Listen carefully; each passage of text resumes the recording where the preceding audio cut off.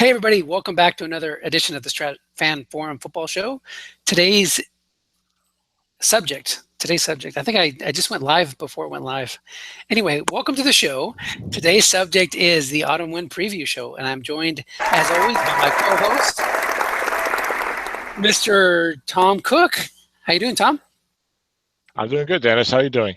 Do you have it locked on you? Because I don't see it going back and forth. It usually goes back and forth. Do you have it locked on somebody? I do have it going back and forth on my screen, so you probably have it locked on your local screen. No, I don't know. Anyway, who knows? So you click your little target, and I did, and that's locked on me. Unclick it. So you see the little high. This is fascinating stuff. Yeah. See that little? Yes, I did that. It's still not bouncing back and forth. But Okay. Well, okay. it'll be good on the broadcast, right? Yes, I think so. Okay. So we're talking about Autumn Wind. Yes, we're talking about before we started. Autumn Wind is a radar. Autumn Wind. We're talking about sauerkraut. We were talking about cereal. We were going through all kinds of subjects. It's about 20 minutes before the show. Fourth grade. Life cereal. Dennis was eating some life cereal. Now, Dennis, you're not eating it in a bowl with milk. You were eating it from like a bowl like chips. Is that are you one of those guys who will snack on dry cereal? It's a coffee cup. Yep. So you are that. I think that is like more of a West Coast. I always forget that you're in LA because you're such a Seahawk fan. There is a bit of more of like a northwestern thing. I feel like people in like Oregon, Washington, kind of eating cereal, dry cereal, like a trail mix type of thing. You know, so you've never had a snack of dry cereal? Let's hear it in the comments below. Tell us if you like to eat dry cereal. I have never in my entire life, had a bowl of dry cereal and snacked on it like one piece at a time. I would have pretzels. Pretzels instead. Yeah, pretzels are good. They're a little dry though. You know, you get a little sugar in pretzels the cereal. Are dry? The cereal's not dry? No, cereal's got a little sugar in it. It's got a little flavor. So it just depends on the type of sugar I'm not really looking for sweets in my snack. I don't think usually, you know. True. I'll have a bowl of sweet cereal in the morning. You know, I usually don't actually, but yeah. A few years ago, I'm a little old for like sweet cereal. But a few years ago, like I hadn't eaten like a sugary breakfast cereal in like forever, like 20 years or whatever, because I'm a grown man. Mm-hmm. But my nephew lives with us. At that time, he was like a teenager. So I was like, hey, I was just thinking of it. I was like, hey, let me see what they got in there. And they had like, Lucky Charms and like Frosted Flakes and Captain Crunch. And I was like, let me try one of these. And I took like a bowl of Lucky Charms and I took the first bite. I was like, oh my God. Yes. In my teeth. It's like you can feel the cavities like, rapidly like eroding. I felt like it would fall out of my mouth by the end of the cereal, by the end of the bowl, by the end of breakfast. Yeah, I never eat. I very rarely will eat cereal for breakfast. To me, it's more like junk food. Like a dessert. You know what I mean? So that's the way I treat cereal, and I would prefer that sometimes over like cake or cookies. I'll just have a bowl of cereal. I like the sugary cereal. Right, but even stuff like life is not really sweet by itself. It is. It's got like 7 grams of sugar. It's got a sweetness to it. Yeah. But even stuff. Life, check it out. Yeah, but stuff like cornflakes, I'll have a bowl of cornflakes, no problem. Put a little scoop of vanilla ice cream in there.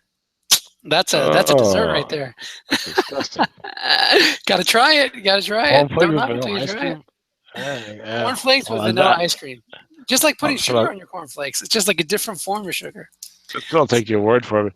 But but I was surprised when maybe gets milk really ice cold. I'm telling you, that's the way to go. Maybe I was surprised earlier, but maybe not given what you tell me about your penchant for sweets. But I was surprised that you don't like sauerkraut from the can at home. You don't like sauerkraut? Yeah, not a big sauerkraut fan. I will have it if I'm getting a hot dog off of a street vendor, and that's part of their offerings. I don't know. It's just all. When you open that can up and just doesn't have that same flavor. You have to maybe if I grilled it on the pan like they do at the street vendors, that would be good. That's what they do out there. They grill it in a pan. I think they boil it. No, well maybe, but when they put it on the hot dog, they'll stick it on that thing to heat it up. You get a little crispy burnt sauerkraut there. Oh, see New York. Oh yeah. Well, New York, I don't know.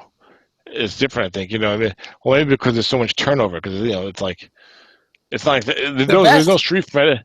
There's no street vendor in Manhattan sitting there like waiting all day for customers to come by. It's nonstop customers. So you didn't have to heat it up. It's a different clientele. They serve at downtown LA. They serve these bacon wrapped hot dogs that are just crazy. Oh my God, so good. Well, when I was a kid, we used to do that. My mom used to do a couple of bacon wrapped hot dogs. It's good stuff. I never had it. You do it on a frying pan on the stove. Gonna have to try that. Real easy. You'll have a heart attack by the end of the meal, but you'll die a happy man. You're killing me here. I've been working hard on losing weight. Now I'm like figure out all these delicious ways to wind up killing myself. Yeah, exactly. All of a sudden, about 30 seconds ago, we had like some bad feedback, like almost like internet slow internet sound. Like, do you know what I'm saying? I just heard it right now in your voice. I didn't hear it before that, but yeah, I'm hearing it in your voice now, which is weird. It means we're hearing it both of us.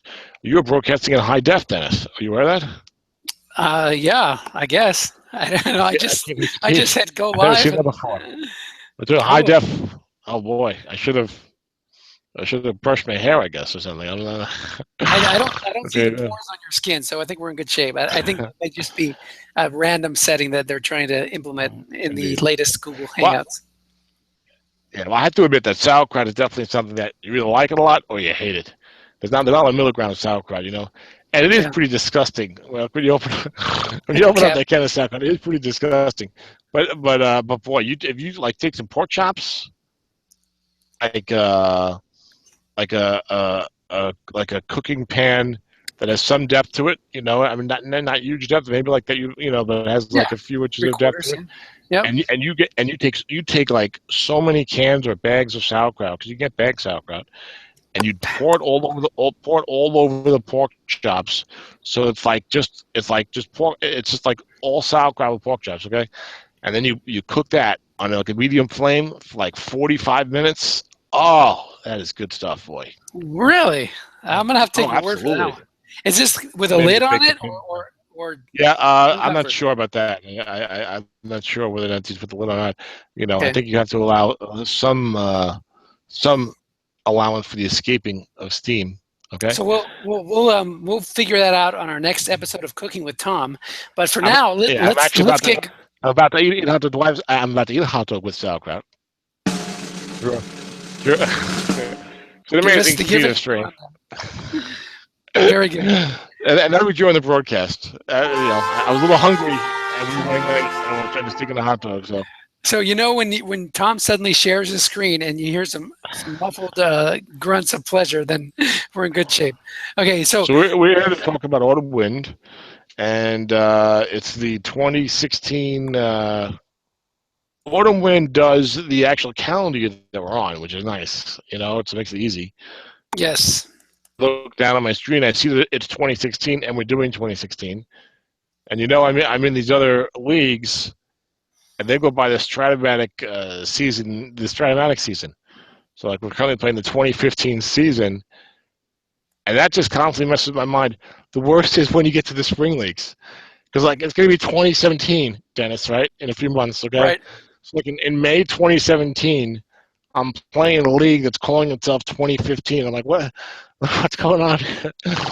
What's going on here? It's like it's 2 years ago. And then when I'm doing the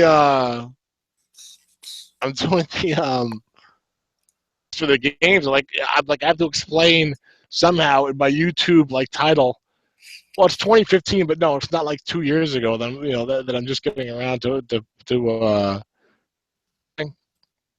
Right. Yeah, the Spring Fever one jumps ahead a year based on the calendar year, and so you're playing 217 with a 2015 card. So I know what you're talking about. So this is good. This is consistent. But I think that makes more sense because it's I don't know. It's just easier to follow. It's 2017. Right. We're playing. I know what year it is. We're playing 2016 in Autumn Wind with the 2015 card set, which is the way Strat operates. Yeah, but Yeah, because that's the only content strategy available. It's I think it's 2016. I understand it, and it doesn't bother me that much. It just does a little slightly. But when it gets to when we get to the spring, and you're saying when it gets to the spring, and you're like just say it's 2017, and your league is called 2015, that gets like a little surreal to me. It's a little weird Yeah, to me. I changed my league to use a calendar year too, but that's a good point. So, how do you want to tackle this preview? We're gonna break it up into 2 parts, right? Yeah, what we did last year, we did 2 parts. Rick Byron's like that, Okay. and we like it too. We had like 2 hours each conference last year, so we do the AFC first this year. Why? Because they're on top here, Okay. alphabetical. There's a 5. Now, Dennis, while my autumn wind knowledge of the coaches and GMs is slowly growing, I do not know them by heart, and I don't know all of them and this and that, and there's like 3 It's a big Cardinals league. franchises. So, Yeah, it's a big league. Well, We have some turnover. and this is well, I was going to say this is my 4th year, I should know, but also like some guys, some guys like I'll definitely know who they are, I think, but as soon as you see the guy, I know who he is. You know what I'm saying? Right. And like certain guys, I definitely know. Mostly guys who I know from Battle Royale or from other leagues. Like Miami Dolphins, is that Dan Warren expansion team? Is the first one doing it? It is. Okay, all right. I want to squeeze this hot dog in real quick. Why don't you get it started with Dan and share your screen, Dennis? Okay. Okay, let me do that. I'm going to mute, and I'll try and chime in without chewing too much on the air. Okay, let me share my screen. Sounds good. So you enjoy that sauerkraut dog, the kraut dog, while the Crowley dog starts to show off. So the Miami Dolphins, Dan Moore. Hold on, I got to interrupt you. I got a quick question. Yep. You don't put sauerkraut on a bacon hot dog, though. Yeah, I have. Pretty good. Really interesting. I wouldn't go that way. Street vendors. Not a bacon dog. Go ahead. Jalapenos is another good topping. I'm not a big relish fan, but just about anything salty works on a dog. So, okay. So the Miami Dolphins. Now remember, with expansion owners, you can't trade the first year. So when Dan was building this team, he obviously was focusing on certain positions. I'm pulling up the computer manager here, and let's take a look. He wasn't able to address the quarterback position. I remember talking to Dan ahead of time. There was only, I believe, Matt Ryan was the big catch in the not expansion draft, or I guess you'd call it the not supplemental either. What is it? The distribution draft or whatever? No, they I think they do. I think they call it an expansion draft. Really? Yeah, they do, but I think they call it expansion. I'm almost certain, but it's not accurate. If you look at like one of if you do autumn wind draft workbook, I think this is like expansion draft down there. Okay. But it's not. Yeah, but it's not actually. It's not an expansion draft in the sense of leagues changing the size of teams. What they do is when you have a vacancy. Yeah. Well, let's say there's 3 vacancies. They take those 3 teams and they put them into a draft pool, and then 3 guys draft from those teams. Exactly. So, it's really, really interesting because then those guys aren't allowed to trade. Rookie coaches aren't allowed to trade in autumn wind. So, you can really, it's kind of hard. It's very hard. Unless you have like a great pool, it's hard to build a real good team right off the bat. Yeah, you're gonna exactly. That's really my point. Is that you're going to have holes in your roster. So that's just the way it's going to be. Yeah, and when you say holes, it's not like holes like, I need to pick a guy up. It's like, no, you have like a huge gaping hole, and it's really going to be hard to fill. It's what happens because of the 30-team setup. It's just harder to get guys, to play positions, especially for the long term. So Dan had the first pick, or the second pick. The first pick was Matt Ryan. Well, hold on. I wanted to say one more thing, Dennis. I wanted to say that you made an interesting point. One of our shows in one of the other leagues, you're talking about how when you have vacancies, usually it's not a good team. Because it's if a guy's doing real well, he's got a great team. It's not often that those guys leave the leagues. Probably 85% of the time, the team that goes up for grabs is not going to be that great of a team. So these expansion drafts I don't think the pool this year was too bad. I think it was pretty decent. It was a little weak when I was in there a few years ago. But these expansion drafts, teams doing companies might take them a little while to get going. Good. Yeah, and I agree with that. Now, so my whole point about bringing it up was the fact that he's starting Johnny Manziel. Now, Johnny Manziel is not even in the league right now. He's not a long-term solution, and his backup is Nick Foles, who is also not playing right now, even though he's in the league backup in Kansas City. So he'll have to address that position in another year, either by trade, he'll be able to trade next year, or via the draft. But he did, if you look at the first 10 picks or so, he did tend to lean towards the defensive side by picking Chris Harris and Logan Ryan. He nailed the cornerback position, boom, boom. And then he picked up Kyle Long and Weston Richburg in the next couple picks, surrounded by a couple of first-round picks. So he got a couple of offensive linemen, a couple of cornerbacks. Cornerbacks in particular are hard to fill in a 30-team league. You're going to wind up with a lot of teams with 4s and 0s playing. So I think that was a good move. He left the marquee halfback like Adrian Peterson on the board for the other teams to grab. So I'll tell you, he, we know Dan from a few leagues now.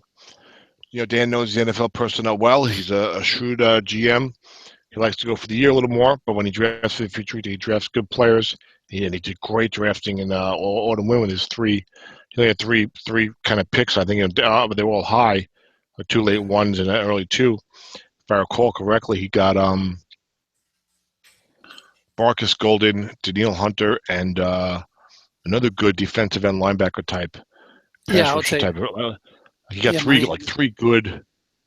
So Clowney, he got Clowney, Shaq Thompson, and Danielle Hunter. So he didn't get Marcus Golden, but he got Clowney, Shaq Thompson, and Danielle Hunter.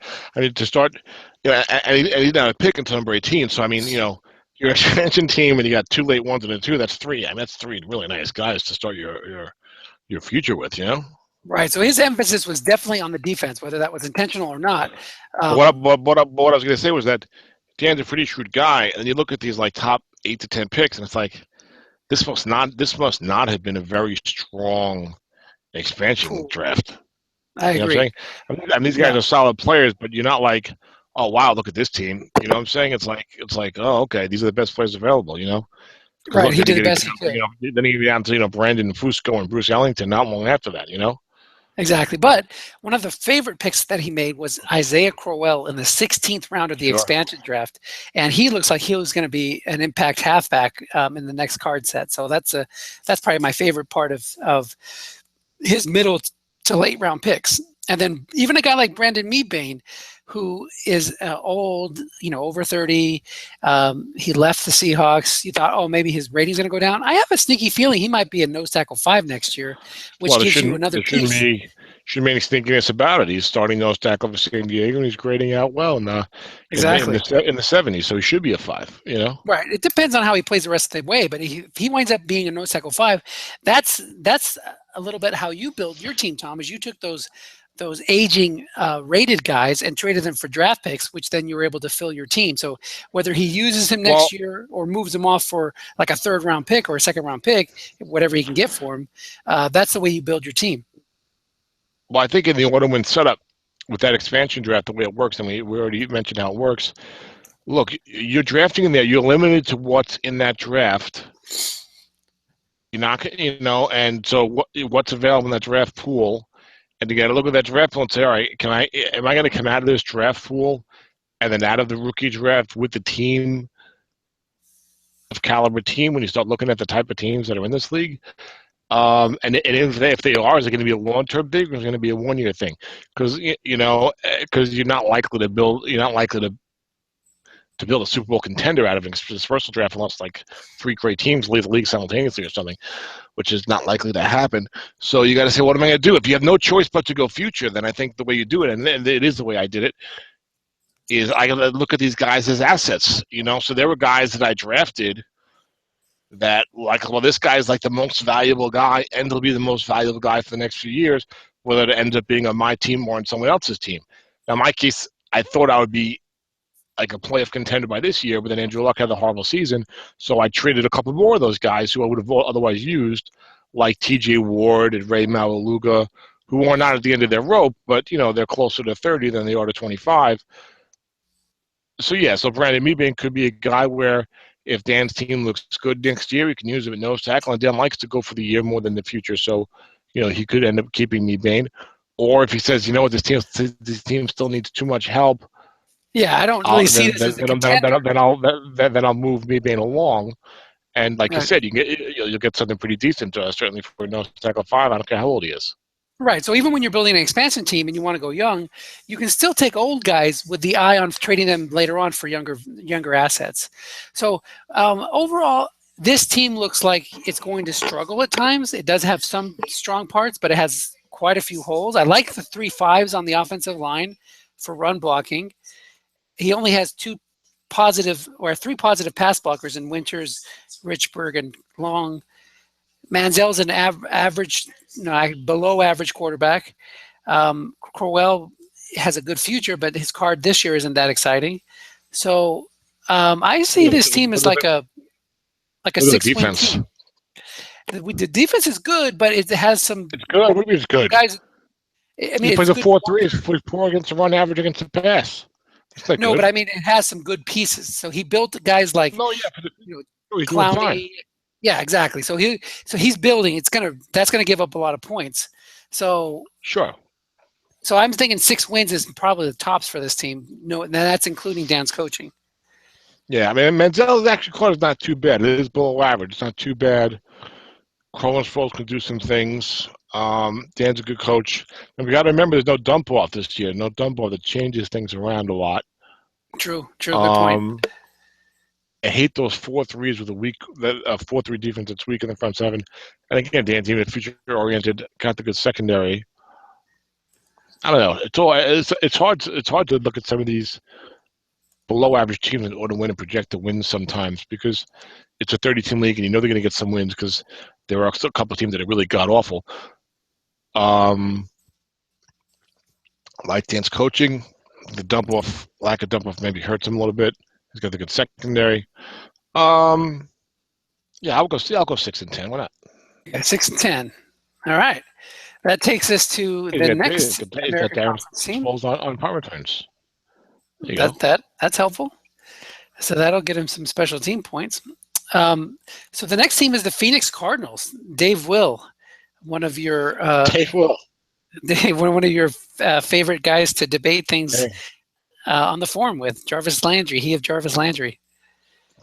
Well, learning, Dennis, as the longer as more time goes that we do these shows, I'm just creating a larger and larger enemies list apparently. So sooner, because if you play in these leagues, sooner or later I'm going to say something probably unkind about one of your guys or one of your draft picks. So, and Dave Will was the first of those with Jarvis Landry in the first round that year. Lone player, so it's okay. And now the friendly under new coaching, they're finally releasing him a little bit. So it's not making him be a 9-yard per catch guy. So I think he'll get even more out of him. He was upset that Landry didn't get the double team receptions on the card this year, but that's because he didn't have really a downfield threat. And Hal said, Glenn said they don't want it to be downfield threat guys. Gotcha. So, what do you think about the Phoenix? One of the 3 Cardinals teams. What do you say? We have Phoenix Cardinals, St. Louis Cardinals, and Arizona Cardinals. Well, do we actually have 3 Cardinals? We have at least 2. We have Phoenix Cardinals. We got St. Louis Cardinals, and then maybe that's it. Okay. But, yeah, I don't know. But they're like the New Orleans Saints and New Orleans Voodoo. We have the New Orleans Saints, New Orleans Voodoo, but we have the Phoenix Cardinals, the St. Louis Cardinals, and then the St. Louis Rams. That's the menage a trois of franchises moving all around. I regretted missing out when I realized we had the Phoenix Cardinals, St. Louis Cardinals. I wish I realized that a couple months after I joined on the win, I wish I had named my team the Chicago Cardinals. And then the Arizona Cardinals could join too. Exactly. we go with the same division. We go with the same division. That'd be awesome. The division Cardinals. I should do that. I should change my team to Chicago Cardinals. What is it right now? You don't have the Jets, so you have the Berlin Thunder. Yeah, that wouldn't be a bad idea. Yes. All right, well let's go back to Phoenix. Let's start digging into Dave's team. So what do you see on the Cardinals? You're coming in garbly for a minute there. Okay, you know what I'm going to do? I'm gonna shuffle off to Buffalo. Let me move over to the computer room where I can plug directly into the router. That should clear up any Wi-Fi potential issues. But go ahead and start us off with Phoenix while I'm moving. The Phoenix Cardinals, David Will. David was in the expansion draft with me. This is our 4th year. It was Mick, me, Dave Will, and Lawrence Green, I think, was the other guy. And so we've got like 12 total seasons in since that time. None of us have made the playoffs. Shows you how strong that expansion draft was. It was pretty good for the first 7 or 8 rounds, but then like, it dropped like a lead balloon or whatever. But David had focused on defense with that first year, and went 10-6 the first year. Missed the playoffs on a tiebreaker. But then after that, the team has struggled, and looks like they were struggling again this year. Part of that is the quarterback situation. He had 2 top 10 picks when she drafted in the expansion draft. We ended up with Mike Glennon and Geno Smith, and neither of them are starting in the NFL. Geno's going to start now for the Jets, but I wouldn't get too excited about that based upon what we saw Monday Night Relief and what we've seen him in the past. But he traded up this year to get Jameis Winston to be his franchise quarterback. And after week 1 of the NFL season, we're like, oh, look at Winston, 4 touchdowns, big game, and have floundered since then. But he's still a young guy and has shown some stuff, so I wouldn't jump. Yeah, I like him. I'm all situated now. I like Jameis Winston, and I love the price he paid to move up. It wasn't that expensive. I think he gave up a second-round pick and his first-round pick to get up there. That's totally worth it. If you can do that and solve your quarterback problems, then that's what you have to do. And I think Winston is a potential, solution. He could be, at least the very worst case, I see him as peaking as a top 15, 10 to 15 type quarterback, which you can win with in Dennis, we definitely always come at things from sides of the spectrum. In terms of where you tend to have the rose-colored glasses, and I tend to think that everything is miserable and nothing's ever going to go well. You just said that the worst-case scenario for Jameis Winston is he'll be a top 10 quarterback. That's the worst-case scenario? Top 15, top 10 to 15. Like, I'm talking about, like, when he develops 2 to 3 years, he's a young quarterback making mistakes. The team will get better. I see him being like an I was going to say Andy Dalton, but Andy Dalton put together a couple of good cards. But let's just say Andy Dalton prior to the 2015 card set. That's what I see for Jameis. Right. But that would be more of maybe a 15 to 20 guy than a top 15 guy. Maybe. But anyway, I mean, Winston. I think we all liked Winston coming in to. I think the off the field stuff was stuff we worried about. And that has seemed to not been an issue at all since he's maybe reached the NFL. And after his rookie year, I think people liked him a lot. But I do think even though it's only 5 games this year, I'm a little concerned. If I had him, look, if I was David, I would have drafted him absolutely, him or Mariota, whatever I like better. But I was hoping, I would like to see a little more out of him right now than I'm seeing right now. When I look at 50, this is through 5-6 games. Yeah, look at 58.5 with 8 touchdowns and a 3.9 INT percentage. After a great week 1, he hasn't done much since then. So, but like you said, he's a young quarterback. Guys take time. You still have to be slightly concerned because you never know. Not everyone pans out, right? And what's interesting about his pick is that he did have a choice of Winston or Mariota. So he went Winston at 2. He could have gotten Mariota went number 3 to Chicago. So he could have had Mariota if he wanted. Now, what do you think about Mariota after 5 games in the 2016 season? That team is so weird. That franchise is so weird.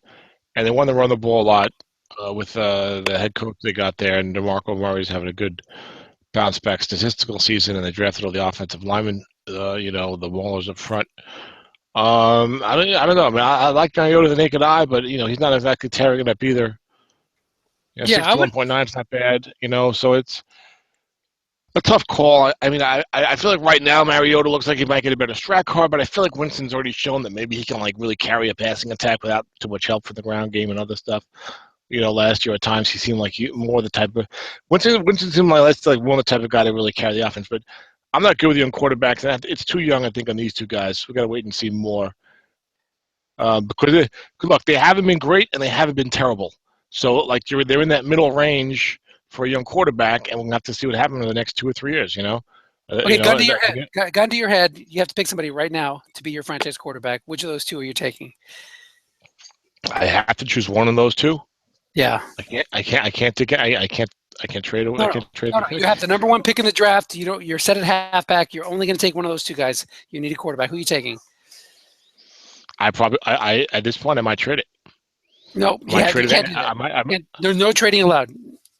What league is this? They just passed the rule. The committee passed the rule. No trading on them anymore. You're an expansion team. Get rid of it.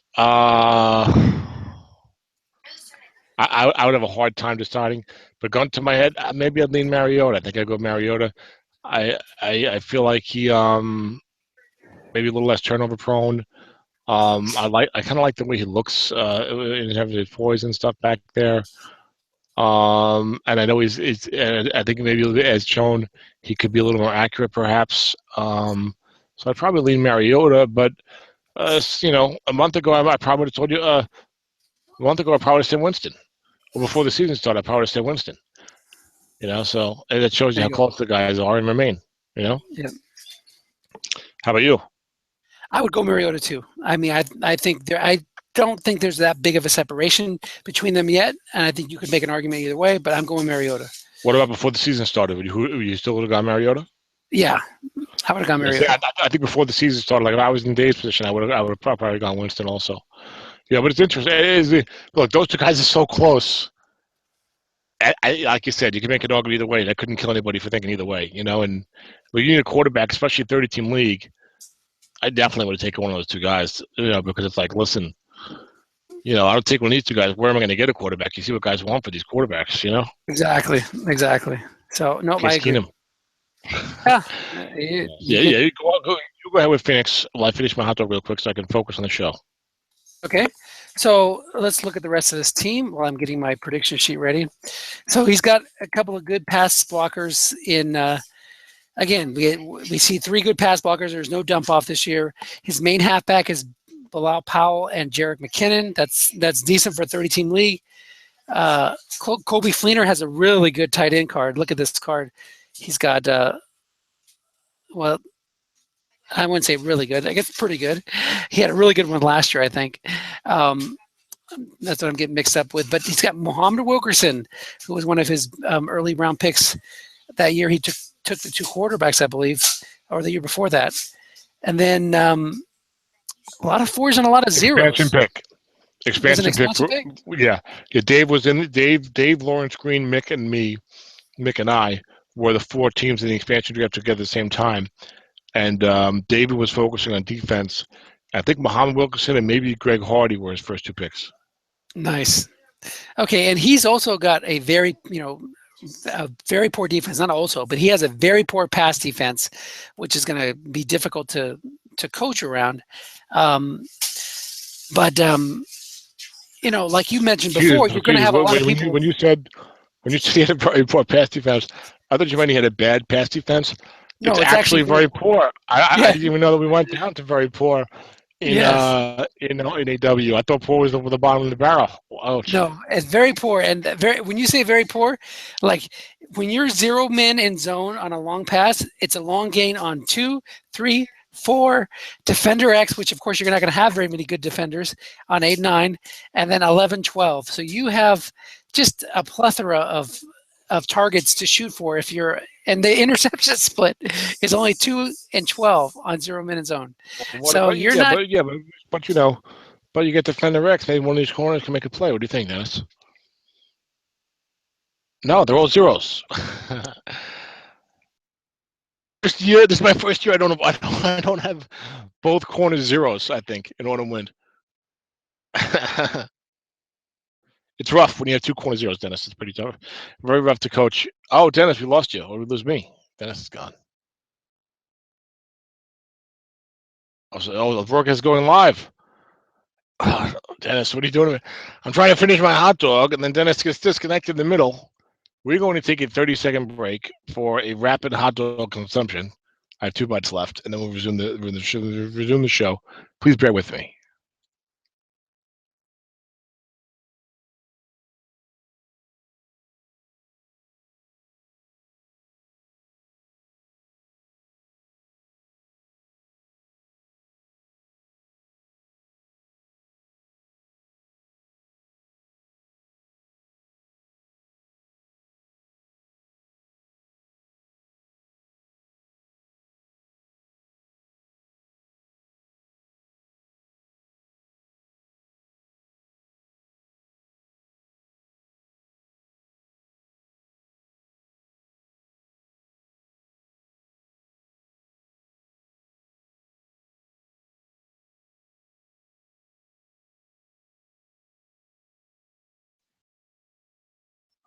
All right, guys, it's Tom. I'll fly still a little bit. Let me just text Dennis real quick, and then we'll get back in business. Well, I'll finish Dave Will's team here.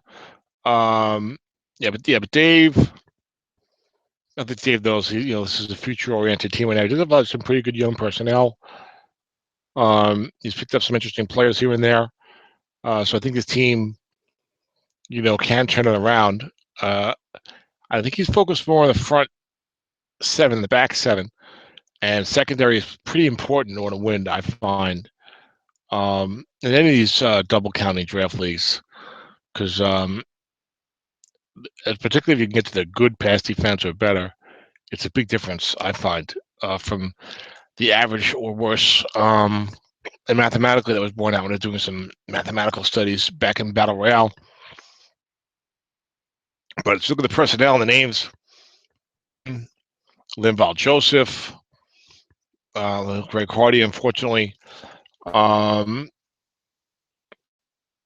yeah, this team, they need some help. Josh Shaw's a good pickup in the secondary, but he's not starting. Hal Jones-Cortez is a good pickup. He is starting. But it looks like this will be a rebuilding period for Phoenix, who did go 10-6 the first year. It's interesting. Dave's I think more of a defensive guy. The offense might be arriving sooner than the defense right now with Winston and Jerick McKinnon, who's not playing that well right now, but I think he could pick it up because I think he's a pretty good player. Jarvis Landry, Colby Fleener, Jeremy Parnell, Jamal Brown. So this team will struggle some. Dave's a good coach. Goes 6'4", 6'4" defensive line, 4'4" linebackers, 0-4-0-0 in the secondary. So yeah, this will be a tough year for this team. Dave's a good coach. Maybe we should say 5-11. I'll go 5-11. I think for Phoenix. And Dennis probably picking in that neighborhood as well. And then you want to San Diego Chargers, which I believe is Paul half man, half Mankiewicz. He knows that he's not on the air.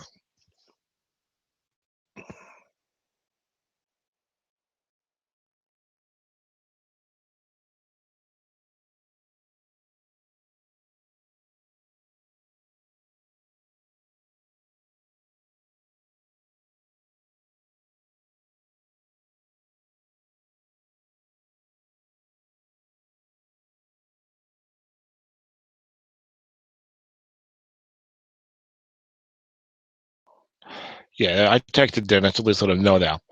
But unless I'm the one who's disconnected, but I don't think I am able to share my screen, as this has turned into a bit of a disaster here. And San Diego, that's got to be Paul. That's terrible. I was talking. I'm going, Tom must be really enjoying that sauerkraut because I didn't hear you. I'm like, oh, okay. Well, I'm just going to keep picking this up. But I was the one that had dropped off. Yes. So yes. You didn't see the live. I didn't see the text until just now. Okay, yeah, I'm saying in your Hangout window. So anyway, right now I'm sharing my screen. Okay. Should I do that? Did I do that? Yeah, go ahead. I'll lock in on you. So I had already moved on. I had already moved on to Paul's team. What did you predict for Phoenix? Yeah, I predicted 5-11. I have 5-11 also. So okay. Although I said I'd like to predict 6-10, but I think David's a good coach. I just started the Chargers. Half Frankowitz. We need to pick up the pace and also run things smoothly. We got bogged down with some technical difficulty here. So what's Paul doing here? Now, remember last year, Bridgewater first overall, right? Did he go first overall? I think you might be right. But go ahead and keep talking while I look that up. Well, that was when I got to do the famous post-draft show. Jarvis Landry edition. So I remember that. That's when you guys were all holed up at Kostankiewicz. Yes, at the headquarters. Yeah, that was at Paul's house, right? Yep. And I was going on so long-winded in my post-draft that you guys wanted me to, were trying to say goodbye to me for 20 minutes. So you could go eat breakfast. Right, exactly. And all I wanted to do was talk about backup offensive tackles. Perfect. Yeah. Business as usual. Yes, exactly. Half-man at Frankowitz. So he's got Teddy Bustwater. He's got Teddy Bridgewater, Blaine Gabbert, and Colin Kaepernick. On the show with Tony and Colin Kaepernick. I do remember he picked up Colin Kaepernick in the second round, and everybody thought that was a steal when he turned into like a Super Bowl type quarterback. And now maybe we're like, I guess he wasn't that good of a steal in the second round. Well, yeah, but everyone in every league, everyone's like, "Oh man, this guy got Kaepernick." Kaepernick wasn't going high; he was a backup. Right. You know, he didn't do anything. He was a second round NFL pick. So everyone got him second round or later and was like, "Oh man, the Kaepernick! Oh wow!" And then like 2 years later, it's like, "Oh, never mind." Exactly. It's tough to find a quarterback. But you know, in Samifa through the first 4 games for Lawrence, I think it is, he's got one of the top quarterback ratings in the league. Wow. I don't know if that's going to hold up, Lawrence. Lawrence is like outscoring everybody. He's leading the league in scoring. He's always 3-1. Amazing. Dakota looks like not a very good team, and he's 3-1. He's leading the league in defense. So those two teams are going to. This is not a Samifa league. We have to wait and see how those two teams do the rest of the way. But to get Teddy Bridgewater, Blaine Kaepernick, Colin Kaepernick, what a rogues gallery of quarterbacks you've got. Yep, for sure. Those three. I mean, Bridgewater, 20 TDs is good for a young quarterback, but not in 2 seasons. But I agree. You know, but otherwise, I mean, you know, he has shown a lot. People thought he's going to step it up this year, but he obviously is out for the year. And then he's got the San Francisco platoon of Blaine and Colin. Le'Veon Bell, of course, has got a real good card, but what's his attempts like? 113. Pretty decent card as well. Keenan Allen, Michael Crabtree, Delaney Walker. Offensive line is this offense is kind of, I don't know. I mean, Bell and Sims can run the ball, and Sims is a good pass catcher. He can go deep, and that's a nice weapon to have. And remember, he's going to be passing against a poor pass defense and very poor pass defense in those division games. Well, but it's funny because of the divisional setup and want to win. I forget that at times, and I'm like, well, yeah, but you know, sooner or later you're going to beat some good teams. But you know, hey, so if you get it in a weak division, you know, you can win it with a team that's not that great. I think Rick Byron's last year was like reluctantly competing for the playoffs because his team wasn't that great. But he looked around the rest of the division and said, "Geez, I'm kind of the king of the king of the misfits." From 16 Candles? Was the other king of the dipshits is what he said. Oh yeah, I know, but I'm trying to clean it up I guess there's no reason to clean it up. Oh, okay. Yeah, it's not that bad, is it? But anyway. No. All right, yeah, king of the So anyway, and that's when he traded for Colt McCoy to spearhead his way to a division title with me. Division anyways, might as well like win it properly, I guess. There you go. So we'll see what goes on with the last team. I mean, Gary Nagata is usually good. Oh, and also the Cardinals have a good team. Remember, he picked up Carson Palmer and Doug Martin. He's got Doug Martin already. That's that guy. He's going for the year hard, so I think Cardinals will be good. But but also like with no dump off, it's like you got to earn the offense a little more. So you know, it's like you're not going to get by as well. It's just going to be interesting with no dump off, but it's auto wins. You count a lot of bad defenses. A weird year. We'll see what happens. But this offense with Bell and Sims, I think that opens up the passing game a little bit. You're going to go ball control with Teddy Bridgewater. Doesn't have the run blocking I think you'd like to get a little more in that ground game. So the offense will be plotting at times. Would you agree, Dennis? Yeah, but no, I don't know. I like that. This is, you got two max receivers on short pass in Crabtree and Keenan Allen. You've got a premium halfback in Bell or Sims. You've got one of the best tight ends in the set in Delaney Walker. The offense is the strength of this team. I don't see that. Sims is a premium halfback? Le'Veon Bell is. And Sims is really good. Look at Sims' card. You said you get a premium halfback in Bell or Sims. But Sims is good, yeah. I remember his card. Okay. All right. That's not the offense is not going to be the problem. He's going to move the ball. I know Bridgewater. He's got a good running game, but not good run blocking. He's got good short pass receivers, but there's no dump off. And Bridgewater is not that good short pass. Well, he's not too bad, but 1, 4, 9, 16 short pass wrong units.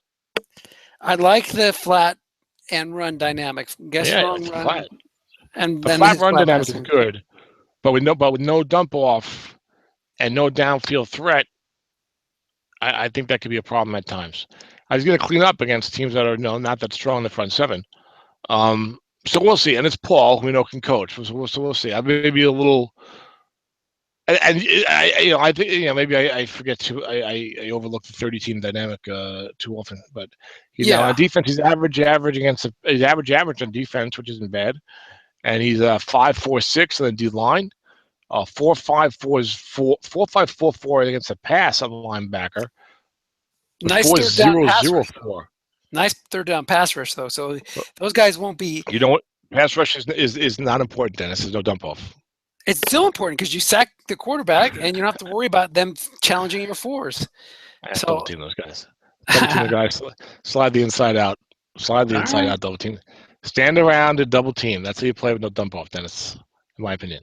Okay. But anyway, although you play against a good team anyway, but look at the nose tackle 4 and 2 inside linebackers, 0s against the run. So if he runs into somebody with a good inside running game, that could be a problem for him. It does have Everson Griffin off the bench as an 11-9 defensive ends in passing situations. You got Peppers there and Barrett, so pass rush will be there. You got to cover those corners because one thing you really don't want to do, I think, especially in a no dump off set, is you want to minimize your exposure to the big downfield passing play, right? Because it's harder for teams to sustain offense. So you really want to try to not give them shots at your corner 4s down the field and stuff like that. But Paul knows what he's doing. Coach around it. Defense isn't bad. It's average. He's always going to have a linebacker up in linebuck. That for sure. Yep. And the offense, Sims and Bell is nice. Bridgewater's good flat pass. I just wish he had some better run blocking or something. Yeah, that can cause you problems at times, especially trying to convert those key third and less than 5s. I see this as a 10 double-digit win team. I'm going to say 11-5 for the San Diego Chargers. Oof. You're giving it the Mankiewicz bump. That's for sure. Yep. Which what he deserves. There's no doubt about that. 30-team league. I'm gonna go 9-7. Yeah. I think Paul last year in the one to win maybe didn't do as well. He was in that funky division last year where nobody was real good, but nobody was real bad. It was 5 interesting teams. Right. Yeah. It was like the Western one of the Western divisions. Did he make the playoffs last year or did he just miss it? I forget. I think Jeff Smith might have won that division. No, I think, I don't know. I can look that up. But I'm pretty sure Paul made the playoffs, too. Let me double check. Okay. Playoffs? Talking about playoffs? Oh, yeah, and we're gonna implement. We haven't done it yet. I need to start doing this. I'm going to start keeping track of time to get us through this. Because we need to finish by 6 Pacific, right? Well, we can go a little longer, but 6 would be good. My kids will be starving by then, so can't ignore them for too long. So okay, all right. So anyway, we got 12 teams left, so we got to go about 5 minutes a team. St. Louis 5-16. Cardinals. So, St. Louis Cardinals. this is Dale Van Deven, right? Yes, the principal. Is he principal? He is a principal. That's a accurate nickname, and he wants to bring order in the classroom and order in Autumn Wind, and that includes him on top of the division. Bringing the opposing coaches to detention. So there you go. But Dale, unfortunately, looked like he's the kiss of death to veteran quarterbacks, as he he traded for Peyton Manning right before last season started, and then this year he traded for Carson Palmer. Now, I'm probably not doing it badly, as I'm saying. Is he? Carson Palmer has struggled a little bit this year, but I think he had a pretty solid game last Sunday night, or at least the team did. But who doesn't? Yeah, exactly. That's true. What quarterback does that? His secondary is awful. He definitely doesn't look as good as he did. His stats are redeemable: 60.4% with 2.79 T percentage. For a guy that supposedly was doing terrible, that's not bad. And he was great last year, so he can end up fine. It's only after 5 games, so give him time now. But okay, but I mean, Dale made all moves for the year. This guy, he was going hardcore for this year. Yes. So you expect the team to be pretty good. Carson Palmer, I believe, is one of the best cards in the set, Dennis, doesn't he? He does. He has lots. No, he doesn't. No, he doesn't. Not in our. Oh. You want to bring up NFL Edge rankings? And I'll bring up mine. Yep. He does have He does have a pretty solid short card. His flat card's lacking again. Let's see. Ed has him. I'm sure he's a top 10 quarterback in Ed's rankings, but no, I think he's like gonna be like 12. Oh, you're right. He's 12. Sorry, so he's 12. And according to Ed's rankings, I'm sure yours is a little higher. I don't think so, actually. Hold on, I don't remember. He might be 9 in mine. I don't remember. The interception on the 10 split kind of hurts him. He does have a long gain on 9, but going deep, you're going to want. Although his picks are pretty low, that's interesting that he has it on 10 instead of 11. I don't remember him throwing a lot of picks last year, but maybe I wasn't paying quite as close attention. Up until that Seattle game on the last game of the year, he had an MVP type season. What's even more interesting is that you're well, no, that's only on the bomb. He has it on 10. He has it on 11 on a short pass. Exactly. That's what I'm saying. When you say you got it on 10, you make it sound like it's across the board. Oh, no, I just meant on the long passing card. Yeah, I've got him at number 8. Yeah, see, I knew you'd have him higher. Usually the guys that I like, you have them a little bit higher than Ed. Oh, really? Yeah, I noticed that. Okay. Well, this is my first. I'm using a mathematical formula. This is for the first time I put together a mathematical formula to rate the quarterbacks. Not the first time I used it. I used it in a battle royale draft. For the first time I applied it to like a fall league coming in. Got it. But so you got Carson Palmer and the short pass. Like this set, it seems like there's not a lot of great short pass right, but he's got it. Yeah, you know what I'm saying? I mean, he's got 18 short pass right units and 2 units of must run with 2 to 86 yards or more, which isn't bad. So that helps you. Gets it to 21 wrong, and also long pass right is not that great in this set. He's got 7, which is among the best. Right. In this set, I mean, it's not like you're not good. It's not like, oh wow, he's got 7, but relatively at least, Yeah, for the 2015 set, that's good. But yeah, 7-11 the bomb, flat pass 7, incomplete right and wrong. Everyone hates that, but a pretty good card. The short pass helps you. You got 7 as a tackle, so you should get some time. He's got a 5 at center. He's got 4 as a guard. I wish the one as guard was a little better than 5. Now it's interesting that Doug Martin is the running back because he's got one of those chunky cards. Right. I'm not wrong. Is not too bad actually. Right. Linebacker is solid, but the off tackle. Solid. I don't know. Solid might be strong. I mean 2, 3, 4, and 12 is really good, but 6 plus 1, 10 plus 2. I don't know. That 6 through 10 is a little weak, but 2, 3, 4, and 12 is good. It's supposed to just like 2, 3, and 12 or something. Yeah, but 5 through 8 on the off tackle is just a killer. For set like. Exactly. You probably want to run with an off tackle like that, I guess. Probably. I mean, the 7's still no yard, but at least yeah. Why would you run off? I mean, why would you run off tackle or set and run really? And the right is not as bad. Well, It's interesting. if you needed like a plus 80 right before half, you can try to shoot for that 12 guess wrong off tackle. Oh, yeah, that's true. But in general, Yeah. But it's interesting that some of these chunky cards, some of the guess right runs are good. Look at them like off tackle right 2, 3, 4, 9, 10, and 12 are like all like plus 5, plus 7, plus 9, plus 8. But then everything else is like 0, -2. So it's chunky both ways. But the off tackle right, at least you can get good yards there. And remember, you're not getting any good yards really, except on 8.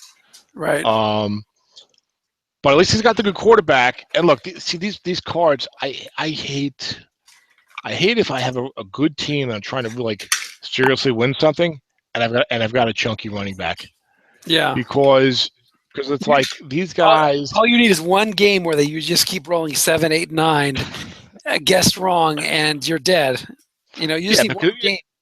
Yeah, because these guys can have the game, 21 carries, 190 yards, and you pull off an upset.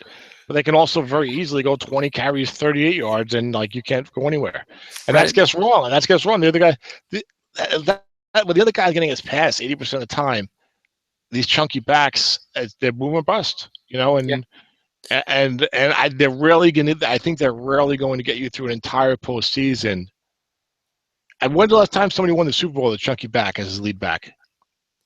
It's interesting. I have to look at that. Yeah, I know it's been done. Maybe more so in stock leagues. I know I took the 4-set Ravens to the Super Bowl in my stock league. All right, but stock league is a little different though. Yeah, because you'd have a lot of things to hit. Yeah. Well, stock league and stock teams, they can have things wrong with them, Right. But exactly. draft league, the teams in the once you get to that conference championship type of round, there's usually very good quality teams there. You'll probably see a lot more Spencer Ware than Doug Martin on a Super Bowl team this year. Correct. I think you're right. So because look, guys still like to guess pass a lot, and I know these guys can. I will say this though. I will say this: if you're playing somebody with one of these cards, you don't want to face them either. Even though they don't want to have them, you don't want to face them because and you want to face them. Exactly. It's like, man, they're the strap pariahs. Exactly. and like if you have a guy, it's like, well, I got this guy. I'll use him. But we've all used them. We've all used chunky guys. I mean, TD was a good chunky guy because he seemed to have like an extra unit or something. He seemed to really go off. Right. Just by being chunky. But I don't know. So it'll be interesting for Dale. I mean, Doug will run. Look, he's going to run for 1,700 yards at least, and he's going to have some huge games. But when I'm broadcasting games of players, it'll be interesting to see what happens. I wish his receiving was a little better too. Like most of these chunky guys are actually pretty good receivers usually on flat pass at least. Right. He's got 7, 10, and 12 and complete on wrong. He's got Chandler Quest as another guy. He doesn't have actually too bad a call wrong. I saw him in one of the leagues already. You got Nate Washington. What is he? A second level guy? Yep. Probably 47 and 14. He's got the good average. And he's got he's actually third level. He's got 1622. Right? Yep. 6, 10, 13, 14, 16, 22 short and not the 1926. And 12, 18 bomb with no long gains. Lockett, I think, is a 1926, 12, 18 guy. We played Dot in this league? No, he's also 16, 22. Yeah, we do. Okay. So short pass receiving is not helping Carson there. Jacob Tammy is a pretty decent tight end card. Interesting offense, kind of a weird offense. But Carson will lead the way. Doug Martin, and he's got a center 6, so we'll see a lot of linebacker for Doug Martin. Yeah, and that makes sense for him. That'll be with his move the chains type of play. His defense, guess what? He has a poor pass defense. Again, that's what I'm saying. Paul's going to clean up with Teddy Bridgewater. He might have all pro stats thrown against 6 games against poor or very poor pass D. That is an important question. Will those be all pro stats or Pro Bowl stats? Second team all pro stats, I believe. That's what I'm looking for. No, I actually have Pro Bowl. Pro Bowl after like 6 injuries. That's okay. My guess. There you go. He's alternate. He's the alternate. Yes. It's interesting because I remember when Dale made a couple of trades for the year, maybe the Carson Palmer trade, maybe one of the other trades. One of the tab trade evaluations, which anybody can read those. I don't know if people realize that, Dennis. That yeah, why don't you demonstrate that? Demonstrate that on your computer. You're sharing your screen. Oh wow! Because I didn't. I am a veteran of Autumn Wind, and I never realized you could do this. Really cool. Now let's watch how exciting it is to watch Tom click on things. If you go to the Autumn Wind transaction on the Oops Computer Football League homepage, which you should have bookmarked, and then you see transactions like, oh, these transactions, I can't follow this. It's too complicated. But look at this. The tab says right there. If you click on tab, you will see that my internet's running very slowly. That's the first thing you'll see. But you'll see that the tab evaluation is in there. Yeah, it's awesome. Here's the tab evaluation for this major Sylvester Williams Tremaine Brock trade. And anyway, so you can read those. So I happen to be perusing some, and one of them late in the draft, late in the trading cycle or whatever, people were talking about or the tab. One of the tab comments talked about Dale going hard for the year, using a lot of his future assets for the year, but was he using too many and not leaving enough for his secondary? Right. And it looks like that might be the case. Average against the run, he plays a 3-4. Average against the run. Vince Wilfork was on Houston. He's a 3-4 guy this year. Yep. He goes 5.55 against the run. That's nice. And he goes 4.654 against the pass. Okay. That's good, although I wish those 6 and 5 was covering somebody, but it's still good. That goes 4.544 against the run, a linebacker. But the whole secondary is 4. It's 4.444 secondary. Will Allen's only a strong safety, right? In order to win, you cannot play a strong safety free safety. That's why he's stuck with that 6 for a strong safety. So actually, everyone that he covers is a 4. He doesn't have much pass rush. There's no dump off anyway.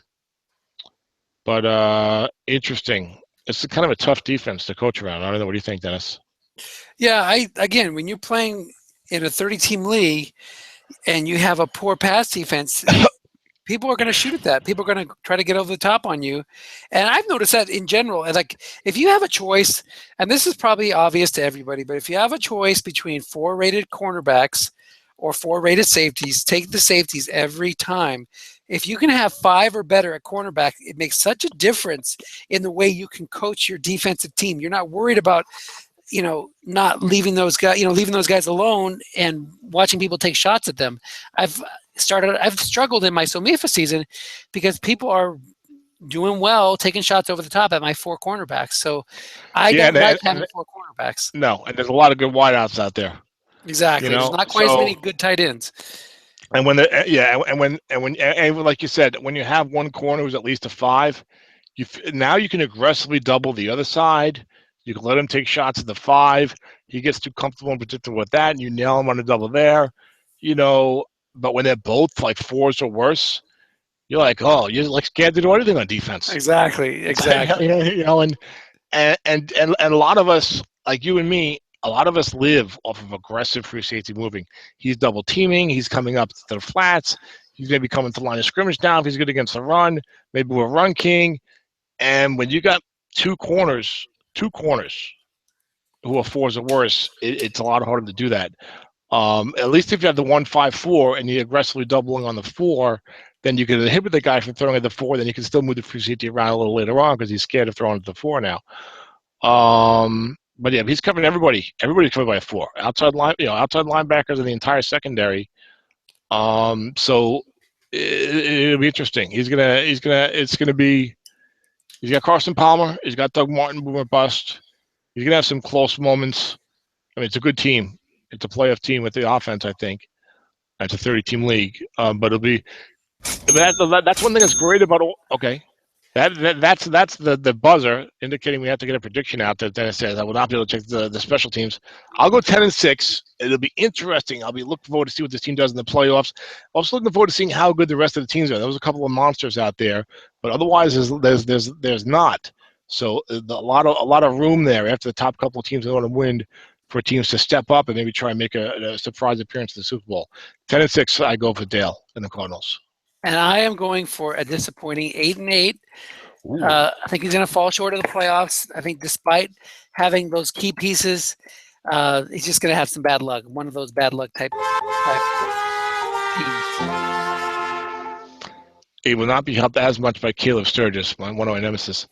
Good opponent coverage though, and Tyler Lockett got on the return, took his touchdowns. You got to believe. I got to believe. Gary DeGata, the St. Louis Rams, was 15-1 last year, Dennis, the regular season. Did you know that? I did. I got beaten by him. So really? Do you know who gave him the one loss? The Berlin Thunder. The That's mighty right, Thunder. baby. Boom! Bring it. Thunder. Sorry, I hit the wrong horn. Do they actually have a Berlin Thunder theme song? Berlin Thunder. We don't have one. We're not even developing one. No, that was from Thundercats. Berlin Thunder, number one. Number one. Now I'm definitely changing to the Chicago Cardinals. But what was it? It was Chicago Cardinals. See, everybody can use that song. Chicago Cardinals, number one. Actually, I think this was the fourth year. I think this is only the third year for the guys for me in this league. Yes, I think you're right. Yeah, that's right. So Mick, Dave. So it was only 8 possible playoff seasons, not 12 like I said before. It was Mick, Lawrence, Dave, Will, and me, and I all joined at the same time. St. Louis Rams, Gary Nagata. I don't think the team is as good this year as last year. AJ McCarron starting quarterback. Good. AJ McCarron and he's got Ben Roethlisberger. I don't know why. Are you looking at the depth chart? I'm looking at the depth chart. These are official depth charts. Wow, he's benching Big Ben. Breaking news. Big Ben is headed to the bench for the St. Louis Rams. Now let's see what. Well, I've got AJ McCarron at number 15 in my rankings. I have Big Ben at number 24. So that's good news or bad news. But anyway, his decision is supported by my rankings. What does Ed have? What does Ed have? 14 for McCarron and 28 for Roethlisberger. So it's with reason. If you look at pull up Big Ben's card real quick from the backup slot, he has a bunch of picks. Gary wants to make sure so much that he doesn't use Big Ben. He doesn't even have him listed as a backup, just a blank space. Yeah, he doesn't want Big Ben. Don't run on the field with your helmet, big guy. Stay on the sideline. Stay in the locker room. No wonder John Madden is struggling against me if he's 1-3. But it's interesting because even though the interception, football's changed so much. Interception to 3.4. That's very high for a modern quarterback. It's like once you get above like 2.5, it starts showing up on the strat card. On Big Ben, he gets killed with it on the bomb. You know, in modern strat, no one throws picks on wrong, but he gets killed on the bomb. But the flat pass 10, 2 to 4, 11 to 12 right, 2 to 4 wrong. It's a low number, but it will come up. Right. And then the short pass right, 2 to 7, 11 to 12. That's a real kill if you get him into third and long. You know. Yeah, but if you think of Big Ben, I mean that shows Gary's got some courage there to do that, because most people would say, "Oh, I've got Big Ben. It's a 30-team league. I'm not going to worry about it. I'm good with Big Ben." Well, you need to look at the card, not the name.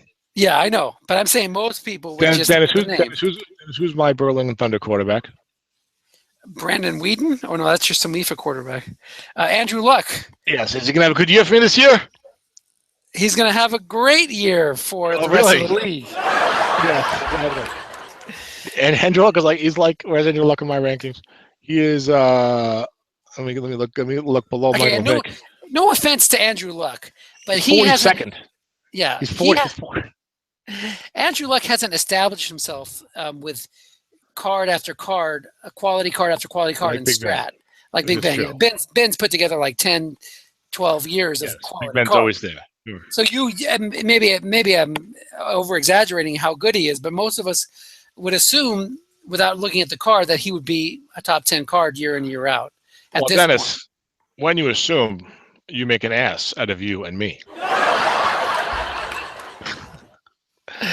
So but look, when you have a quarterback on your strat team, Dennis, you look at that NFL interception percentage during the regular season, don't you? Yeah, absolutely. Well, come on, I need a 30-10 game with no interceptions. Yep. Get it down. Do it. You know. So let's look at McCarron's card. Let's look at the young. AJ McCarron's like the opposite. He's like, well, never the opposite. He's great flat. and only a 1.7 pick. Doesn't run that well. Tremendous flat, maxed out wrong, but it's still on a 10. But okay, you can live with it. Short pass 6'10", also split on a 10. Only 2, 4, and 12. 6'10", 13, 21. It's not that bad. I wish the Mostrella was better. That'd help him. But it's like a 14-21 is not bad. Long pass 3'8", a little low, but we'll go like a 4'8". But it's a flat pass, short pass card. So you wouldn't be able to run with a guy like that. Well, it's interesting. I'm using Brandon Weeden and Somifa, as you know, Dennis. I've got great receiving targets and a decent running game. But it's like I'm playing the game on 3 levels. I'm playing running, flat pass, short pass. Like the long pass, will not occur. Well, it's good. That's good to know since we're playing this quarter. Don't worry. Actually, I knew that, Dennis. That was what you call disinformation. You planted disinformation. We actually have 2 games. We have an Autumn Wind game in Q1, and we have Somifa Q2 game. So I'm hoping the Somifa game is more competitive because my Autumn Wind team is going to take a merciless beating this year. But anyway, it's got AJ McCarron. Hopefully, you'd like to have a good running game with him, and he's got Mark Ingram. So. Solid. And then he's got no backup. I don't know what the hell. Put some backups in there, would you? One of my first drafts, I had a first round pick late in the draft. Mm-hmm. Maybe it was my second draft, and I picked Ben Tate of the Houston Texans. And right after me, Gary picked Mark Ingram. And I thought, oh, man, I'm going to clean up. Ben Tate had the better card for the first couple of years, and now I wish I had Ingram. Yeah, Ben Tate was a good-looking young back, and I don't know what happened to him. But so it's tough to say. Let's see, offensive line 6'7", 5'5", and then some 4s. So this should be a linebacker team with a blocking back 6'7", and Patrick DeMarco. Mark Ingram is well suited to the linebacker. Only 166 carries, so you can't run him all day. Pretty solid card, as you know from Somifa, even though your team's been struggling so far. Rashad Jennings run because he's low in attempts here. Rashad Jennings 195, 4.4. I don't think a great card, Dennis. Not that I remember. Not too bad for wrong. You got to get him. Look, 30-team league. I'm off tackle wrong. Yeah, you're buying what I'm selling, Dennis. Yeah, you want to hit those edges. That's the guy to bring in. And run guessed wrong. You can get that 9. That's not bad. Yeah, I'd be a little frightened of that Emron gets right. The 8-7. Yeah, that's true. I think I'll stick with the off tackles. I don't see much benefit here to here. True. Right. I mean, the off tackle column is even better. And the linebacker rogue isn't too bad if you have the blocking. You got 4 + 21, and otherwise some decent yardage. Look at his pass catching card. He's got a good pass catching card. Solid card. You got AJ McCarron. You want the flat pass? Well, +12 and right on 5. Plus, when you hit those +30s and long gains, he can actually go 50 yards or 51 yards. 12.51 right and wrong. Yeah. So Jennings will see time because he needs to run the ball and do the flat pass. He can't throw all day. He's got some decent receivers. Macklin's good short pass. Tyler Eifert he's got. So he can throw it. But he still needs some attempts. So I kind of like this offense for 30-team league. And for knowing that Gary's a fine coach. Disappointing postseason last year, but 15-1 regular season. That was a very tough division last year. Yeah, that division was Gary. I was in the division. I played in 12. I went 8 or 9-7. I forget, but that was Gary was 15-1. Claude was like 12-4, like a great team that won the Super Bowl. And then like one of the New Orleans guys, the Butch was like 10-6. Then I was like 8-8 or 9-7 or something, and then the last place guy was there. Yeah. It was so like those first 3 guys, like Jesus, there was no one I could win this year. But I wasn't planning on it anyway. But still. All right, let's take a look at the defense. Let's switch over. Let's take a look at Gary's defense. The guy's such a nice guy from the league headquarters, as you said. Average. We said. Is that what said there? Average 3-4. All right, 3-4. Lots of 4s there. Chris Cant, he's gonna go 5-4-4. 4-5-4-4, 4-4-6-0. Talk about impact of one player. I mean, if you didn't have Aqib Talib, what would his pass defense be?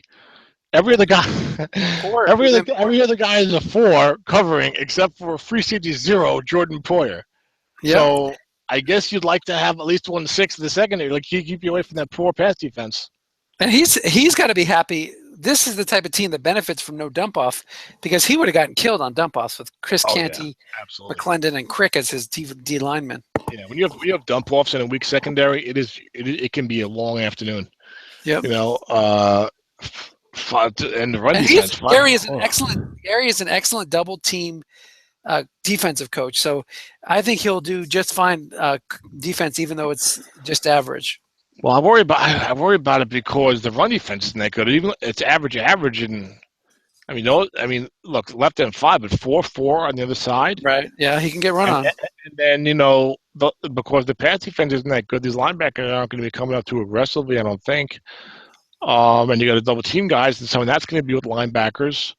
So this defense I find worrisome. But I like the offense, and I know what a job Gary did. And take a quick look at the specials. Cordell Patterson. He's got Matt Dart, 70-yard punt. I like that. 2-7, 11-12 on the semi-long field goal for Andrew Franks. All right. I'm gonna go with. I want to say 11-5 because the division. It's a weak division. I'm gonna go 10-6, and I think he'll win the division. Tiebreaker over the. I think St. Louis will go 10-6 and win the division on a tiebreaker over St. Louis. Yeah, I'm gonna go 10-6 as well. Did you see what I did there, Dennis? Yeah, St. Louis over St. Louis. Yeah. So there's no way that St. Louis is going to lose in your book. They're both at the top of the heap. Well, I can't say no way. I got San Diego at 9-7 and it's half man at Frankowitz. So I'll pick Gary on a tiebreaker. Sounds good. I'm going 10-6. I think he's a playoff team, but he loses the division to Paul Mankiewicz. Okay. Oh, that's right. You picked Dale for the disappointing 8-8. That's right. Yep. I got so interesting division. I like the division setup. It's fun. You don't know what you're going to get every year. You might get a tough division. You might get in a weak division. You got to play with the cards you dealt, just like in the NFL. And it makes for some interesting situations. This Rams, Cardinals, Chargers trifecta up top. Beating up on Miami and Phoenix.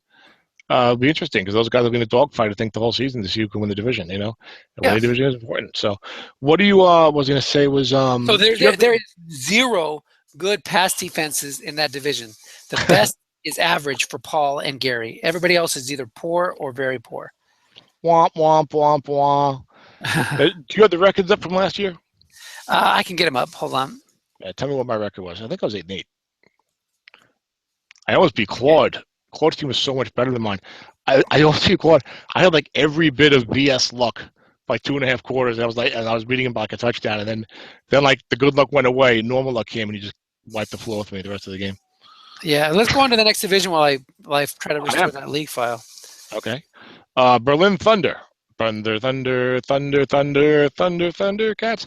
So Andrew Luck has got a terrible card because he was injured all last year, but he's bouncing back with looks like a solid, easy year so far this year, statistically, on a horrible Colts team. But great end run, but passing not so much, Dennis. Interception splits on 10. On long pass, it's 2-11 on 8 on right. Not a lot of completions to be found either. So he's number 40 in my rankings. And we're in a 30-team league, so that's not good. C.J. Anderson is okay, but not as good. And I take it that Matt Moore is lower than 40. Matt Moore is ineligible to play. Oh, gotcha. Yeah, so he's and not that he would be lighting up either. Yeah, so this is the first I've looked at his card. So C.J. Anderson has got a decent card, pretty good line book. Otherwise, okay, that's good last year. It's probably maybe a better card than I was giving it credit for. Especially the line book is nice. It's a nice line book card, right? Yeah, for sure. Only 150 yards. Can't catch as well as last year. It's a disappointment. The offensive line, actually, I'm strong on the interior line. 6 center right guard, 4 left guard, 5 right tackle, 4 left tackle. Blocking back 4. So you might see a lot of line books, C.J. Anderson. As I again give away my my strategy before the game. You were 8-8 last year. Gary was 15-1. Montreal and New Orleans, it was the Saints, was 10-6, and the Voodoo were the terrible team in that division. You had both New Orleans teams in your division. That's right. So, one of them is Butch, and I forget. But the good Butch was a good one of the rebuilding one. I forget. He was rebuilding, and Jean Lafleur was the good one. Okay. Yes. And I've got Amir Abdullah out for the year. Thank you very much. My first round pick with a bunch of fumbles. As one of my other running backs, he's not too bad at wrong, but he fumbles all the time. So you got to watch out for that.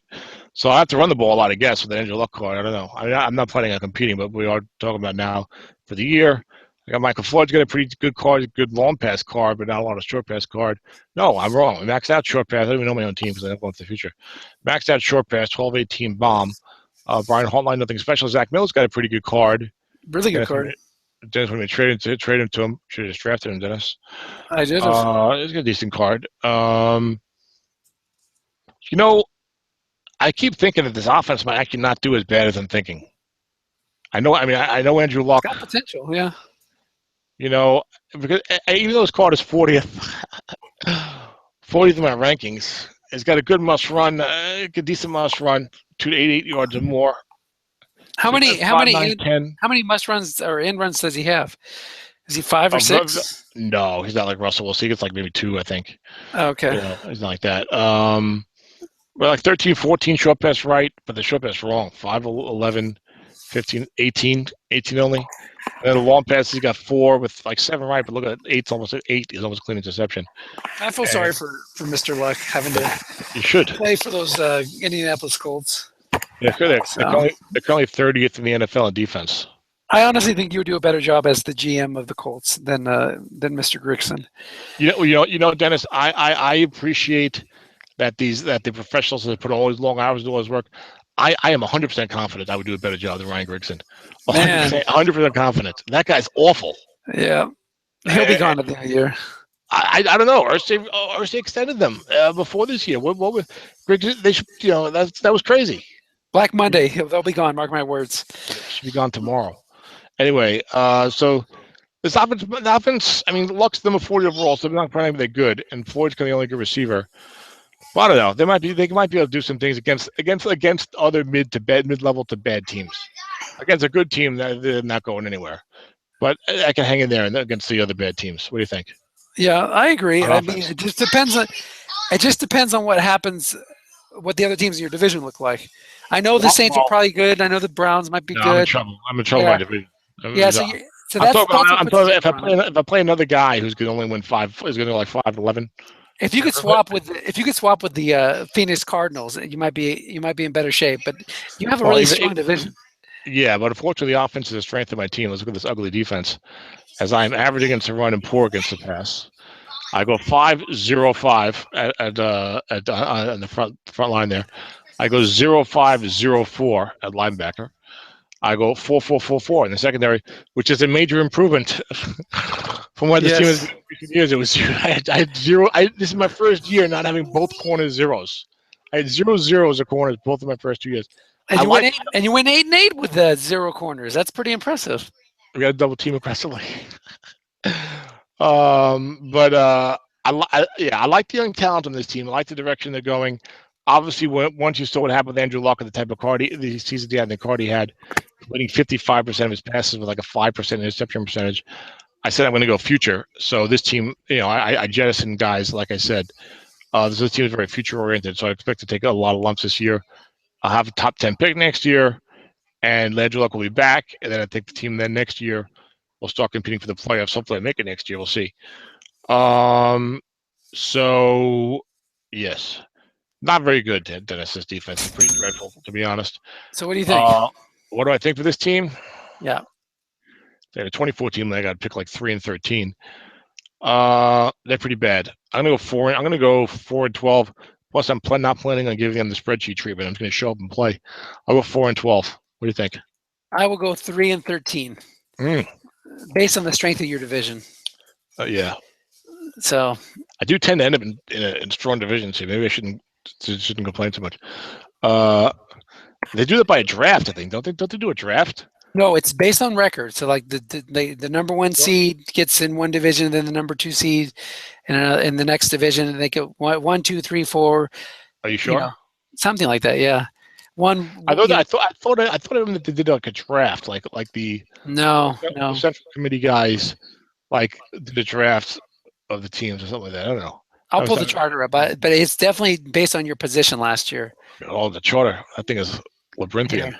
Okay, so I'm going to share my screen here for a second. All right. Well, don't worry about it. Do you have No, it? it's all All right. right. I got it. Okay. I got it.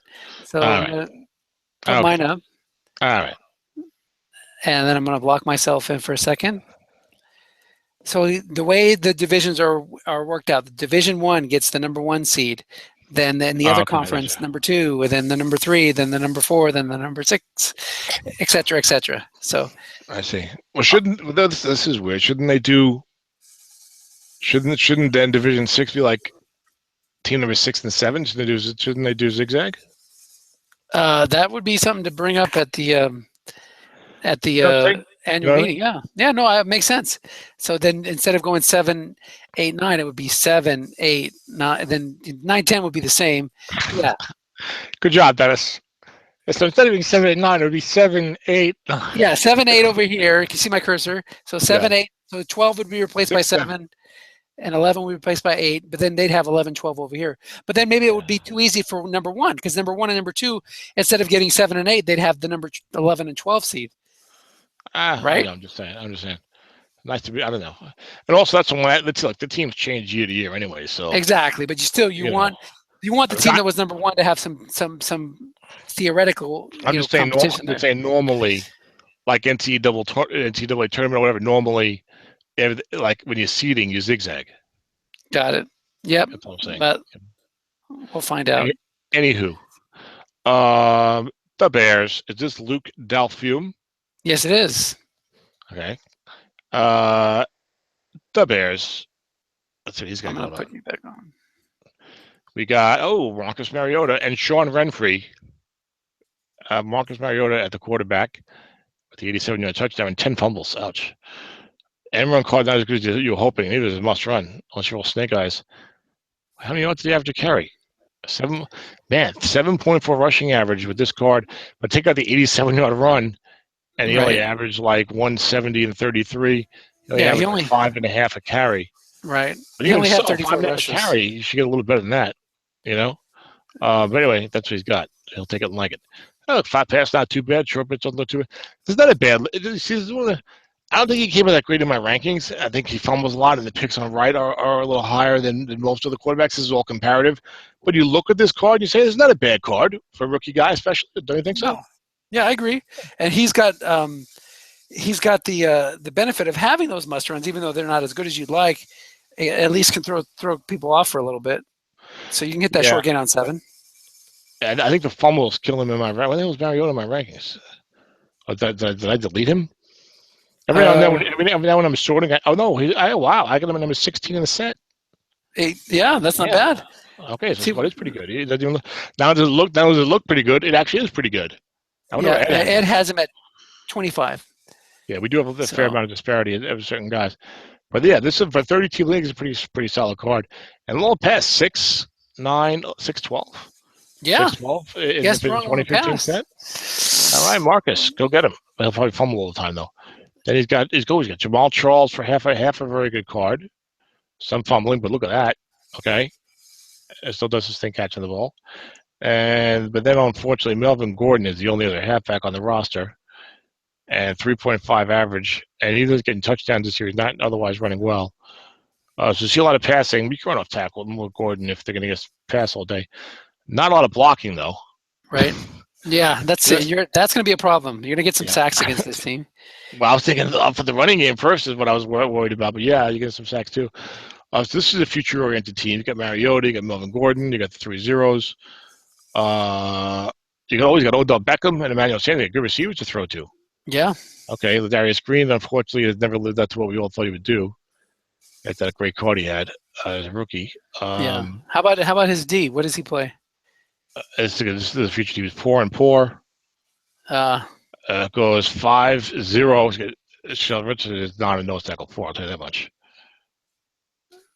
No, he's defensive tackle 4-7. So yeah, so he goes 5-0-5, 4-4-4-4 with pass rush, 4-5-0-4. Let's look at some of the names though.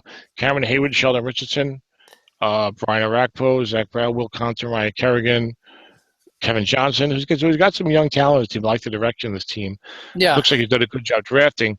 But this year, they'll struggle some. I think he'll blitz and get some sacks to try to cover that pass defense. The nose tackle 0 certainly hurts. He can beat some guys though. He's got enough to. Like this team is definitely better than my team. Right. But You know, I kind of want to. I kind of want to move your prediction up a little bit, just based on seeing the holes he has and knowing your coaching. So you might get a couple wins here. Maybe I'll tank it, Dennis. I should. I need to learn to tank. I know. I'm sitting there like week 14. I'm like 4-10. I'm like trying to win the game against another guy at 5-9. I'm like, That's the way to do it. That's the way to do it. Yeah, I like it. It hurts me. Like I thought I lost to Adrian Peterson when he was a rookie, I think. But anyway, on a tiebreaker. This team, I'm gonna go 6-10. All right. I actually am going to adjust your prediction. I'm going to move you up to. I'm going to move you up to 5-11. You're going to hurt yourself with your coaching. Nice. And what'd you give? You went from 3-13. Well, no, he must hate Luke's team. You went from 3-13 to 5-11 because you looked at Luke's team. Those 0-2s. I thought he had a good team. That's 2 wins right there for you. What did you predict? I'm not going to sweep that guy. His team is better than mine. I don't know. Mine. Anyway, good. I'm going to go. I'm going to go 4-12. I put 4-12 for him. All right. So you think I'm going to avoid the basement? Okay. Yeah. Cleveland Browns. Ed Carpenter, Mr. Aggressive Trade Offerer. Yes, and he has a good team. No, he better have a good team because I'm sure somebody says yes to some of those trades. We have the who's presenting? Are you still presenting or am I sharing? You're presenting. Yes, I'd like to maybe some aggressive trade offers. Including, and Ryan Shazier injured all the time, but he offered me Sterling Moore for Ryan Shazier. I was like, come on. So I see a lot of inside linebackers. I know he's only at 0. I'll take Ryan Shazier off your hands. I'll give you journeyman cornerback Sterling Moore, who will be cut by his NFL team in 2 weeks and is now like on his 3rd team of the season. 3rd team in the CFL or he's in the NFL. Okay. He traded who ended up trading for Fred Jackson, who was just a little older than Shazier.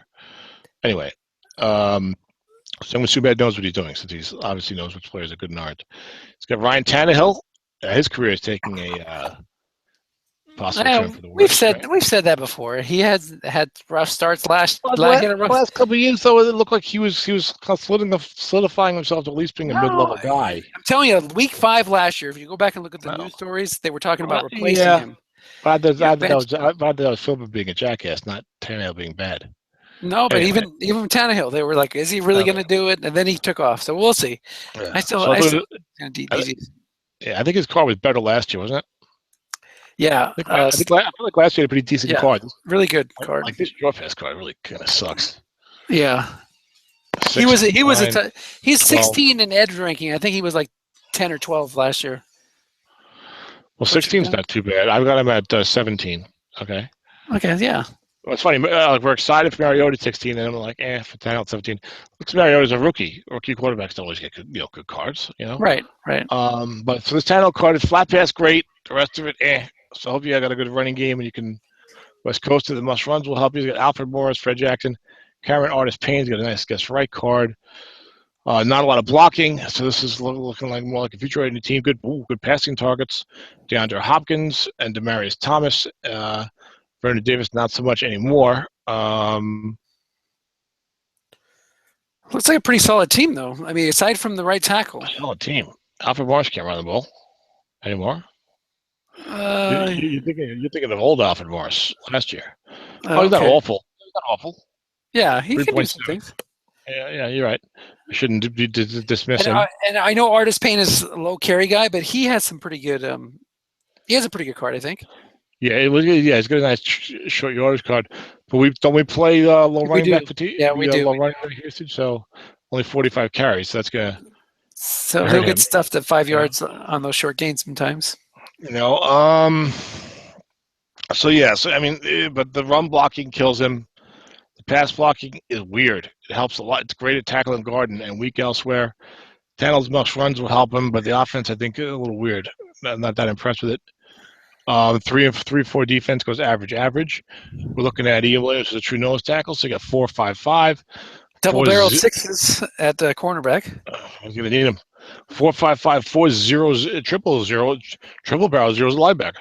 4-5-5, 4-0-0-0 at linebacker. At least it was a 3-4. Double barrel sixes and then safety fours. So that's going to make the defense a lot better, especially with no dump off. Right. Because obviously pass rush is no longer You can coach important. It was around a that. dump off. Yes, Yeah. absolutely. Just ignore it. So I think the defense can do pretty well. Because of that, he can bring a safety up in to help the linebackers.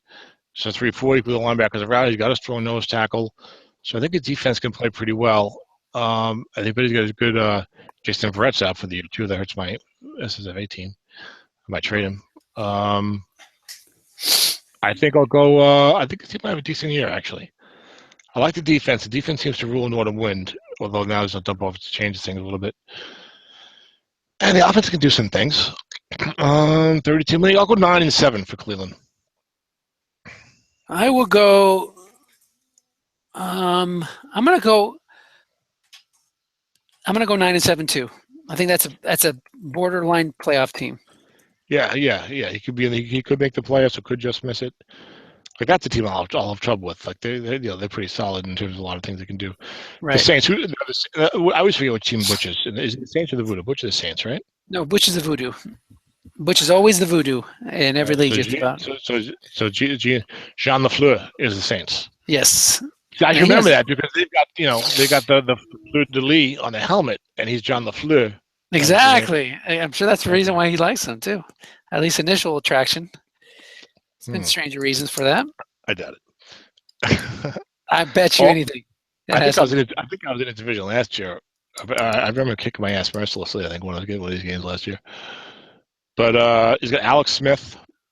That's a really good card this year. Really become a solid NFL quarterback. I mean, they're not the Philip Rivers guy to beat you all over the place, but the strategy, you like to run the alternating short games. The mouse run is pretty decent. He always has low turnovers, good flat pass cards. Hyper low turnover. The short pass is pretty nice. The long pass isn't that bad for him this year. He got eight units wrong. Right. Where does he come in on my rankings? Number 4. Yeah. I think turnovers are a big reason why.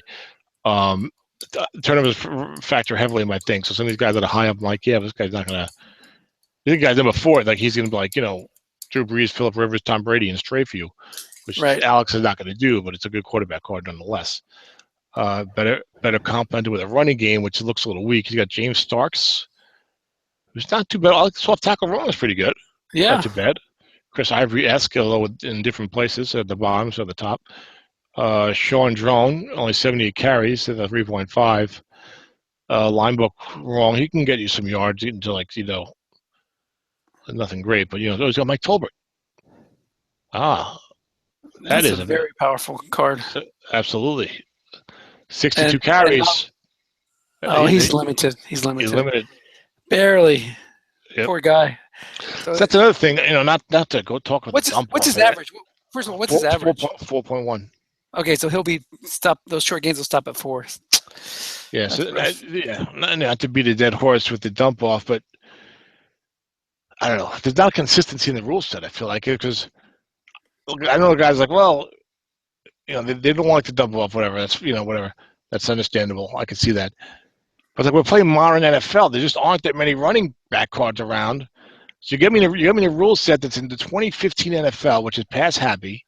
You got no dump off, so you got to run the ball, and now you're playing low running back usage, nerfing guys like Mike Tolbert. So you make it even harder for me to do what I need to do in this environment, which is run the ball. So it's kind of a weird. It's like just a I think a rule set that isn't really matched like with a good consistency. It's like really, really dump off, so I got to run the ball more. Let me run the ball more, but let me run the ball more because I can't run this guy enough. I don't know. Yep. And that's like we don't care about realism. We don't care about realism. Why is there running back fatigue, or why is there low running back usage? Yeah. Especially in a 30-team league where you're scrambling to get guys with carries. I agree with you. I like actually the rule. I'm just saying if you're going to tell me you don't care about realism, why do you have any rules for realism? Right. Why running back fatigue at all? Why don't you run Mike Tolbert 40 times if you're going to get passed again? Well, no, I don't like that. So yeah, you're right. That's not. I'm just saying, back in the day, that's the way it was, like in the 80s. Yeah, I never played that way. So if you run a guy 40 times for 310 yards because the guy would not get run against you. Wow. Tolbert's a great card though. Okay. But he's limited. Okay, so it'll be a true short yardage back, which is more realistic, but again, realism. But interesting. Well, there's all stuff to talk about in the future.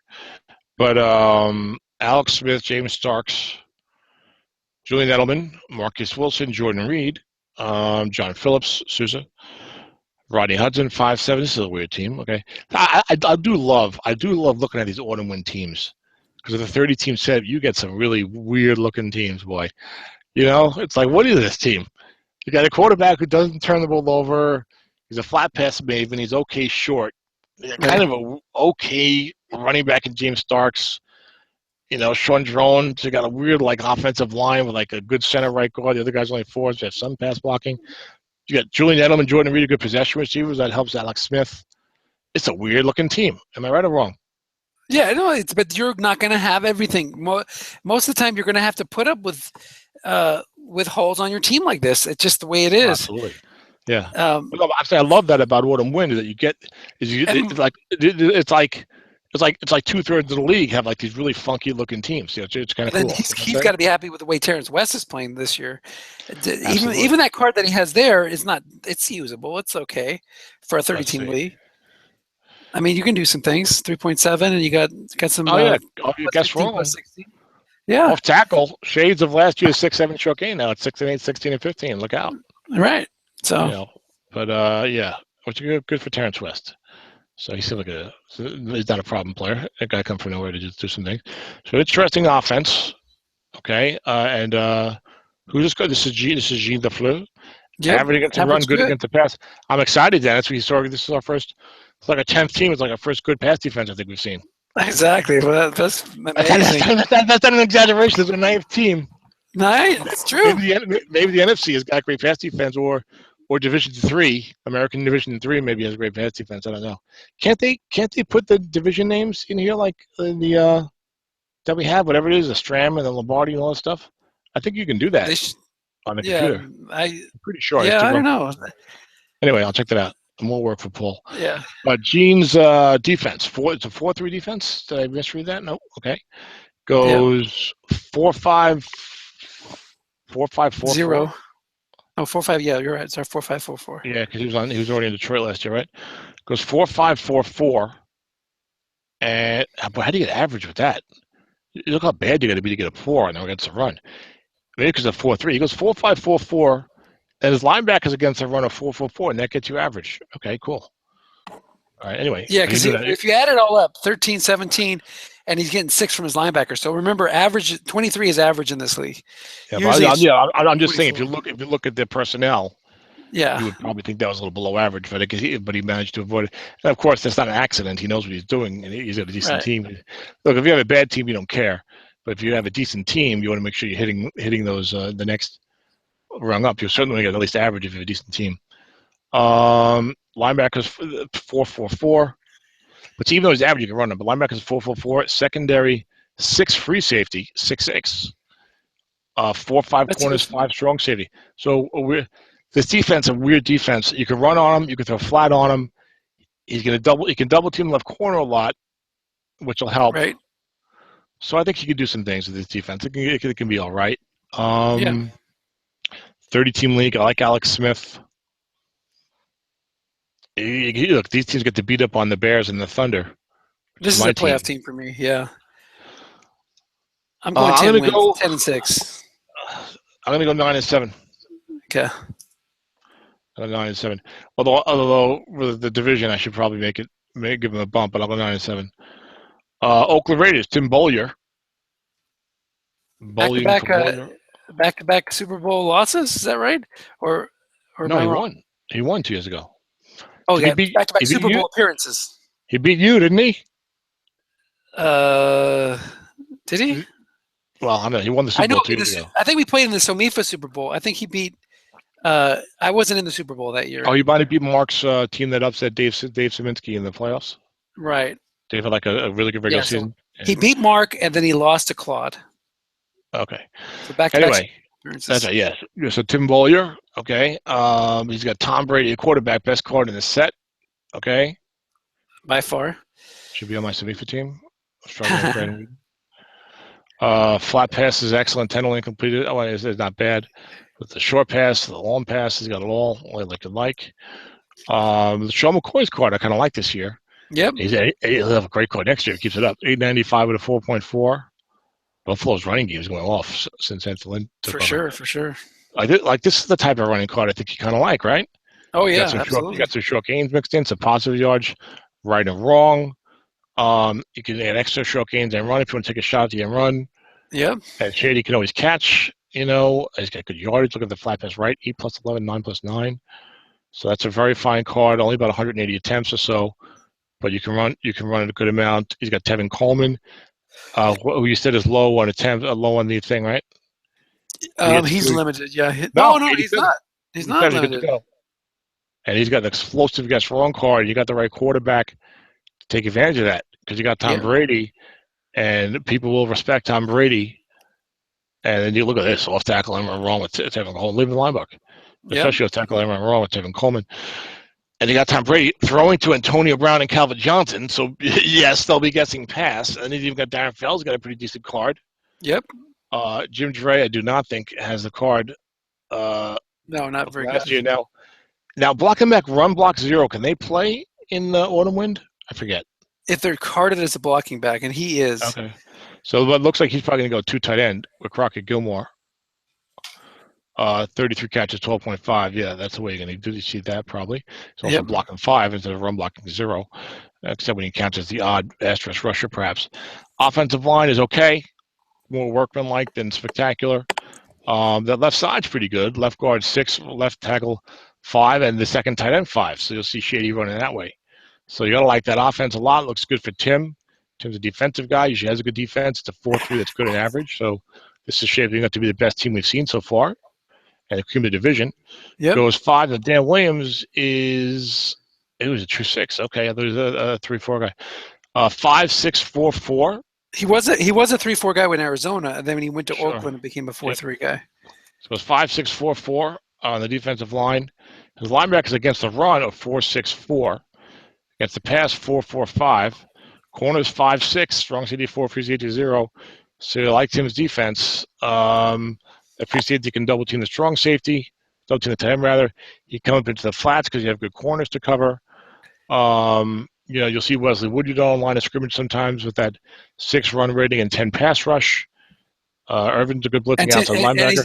He's never going to leave that 0 free safety home. So, you can't just count on taking shots there and get the defender in zone. He's going to be moving him around. Yeah, and in a 30-team league, a down lineman with a 6 asterisk. Nice. How many good blocking backs are you running into? He's doing work for me in a 24-team league. There can be a lot of guys with a 0, like a 2 or 3 blocking back, especially 2 and 1 blitz and a 4-3 is an 8, and he's already a 12 at left end against your right tackle. Plus, with all the guys that run a 2 tight end set, they don't even have a blocking back in there. They just have a halfback with a 0-3 or something in there. Yeah, so look for Anson to have a big year with the sacks. Tim usually doesn't neglect his special teams, but again, 30-team league, you can't have everything. But hey, Companero's got a pretty good punt return, 28 there on that.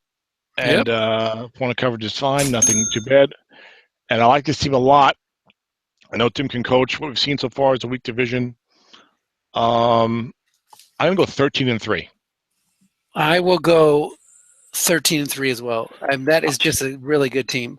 Well, I was going to go 12-4, but it's so much better than the rest of the division. That it's hard to see. Tim's a good coach. It's hard to. And he's going to be playing those guys in the other division. The guys with the poor and very poor. So, Tom Brady against a very poor or poor pass defense, that's trouble for the other teams. It wasn't like those teams had great run defenses either. Exactly. So you could have running against wrong all day because they're terrified of Brady against their pass defense, and you'll still pass it. Like that team won't have problems because there's a dump off. There's no dump off. Right. Brady's good enough, and they have the running game. You need to look with no dump off. It's even more important that you have the run pass balance. Just that there's not that many run cards around because there's not much running in the NFL right now. Although actually there's a lot. Actually, right. So it's only 5-6 weeks. Early next year, shaping up a lot of good running cards. Actually, check out the running back leaders. Look at all the averages and all the guys. It's interesting. So, although it's still early. Desperados will sing this song every year when we do your preview. This is I forget this guy's name. I know him. So is it Riley? This is Baldwin. This is our transaction John guy. Baldwin, Mr. Transactions. Thank you, John. Yes. We haven't worked him in tonight because of our whatever, but don't worry about it. Brian Hoyer has an underrated card, and he's had a good season next year. 1.9 interception percentage, 2-11, plus 6 or more in the must run. Brandon Whedon-esque. Pretty good short pass, pretty good flat pass. The bomb is not awful. It's not a great card, but I've got him somewhere decent. 21 for Brian Hoyer is not too bad if your name is Brian Hoyer, right? Right.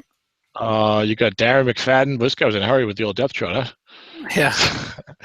It's like second straight. How do I do that? No, that's Darren McFadden. I forgot. I was like, oh, he's a bum. He's washed up. I was like, oh no, that's right. He had a good year. What am I talking about? It's going to introduce the guy. I like his linebacker card. Is not too bad. It's a chunky card, otherwise, so it's not great. But look, this a nice receiving card on flat pass wrong. So he's not too bad. Trey Mason, NFL head case, unfortunately. He has psychiatric issues, literally. David Johnson, that's not the Arizona one. That's the other one. Yeah, I had that on my team. He's got T.Y. Hilton, Brandon Cooks, and Jared Cook to throw to, which is nice. Craig Stevens is nice as a blocking back, especially 30-team league. Unfortunately, offensive line, if the offensive line was a little better, this team could be I would say it's like a very good offense. But the run blocking is 0-0-4 in the interior. You got a left tackle 6 with a blocking back 5 and left guard 4. So actually, that's a good off tackle left. It's a good running play for him as far as the blocking goes.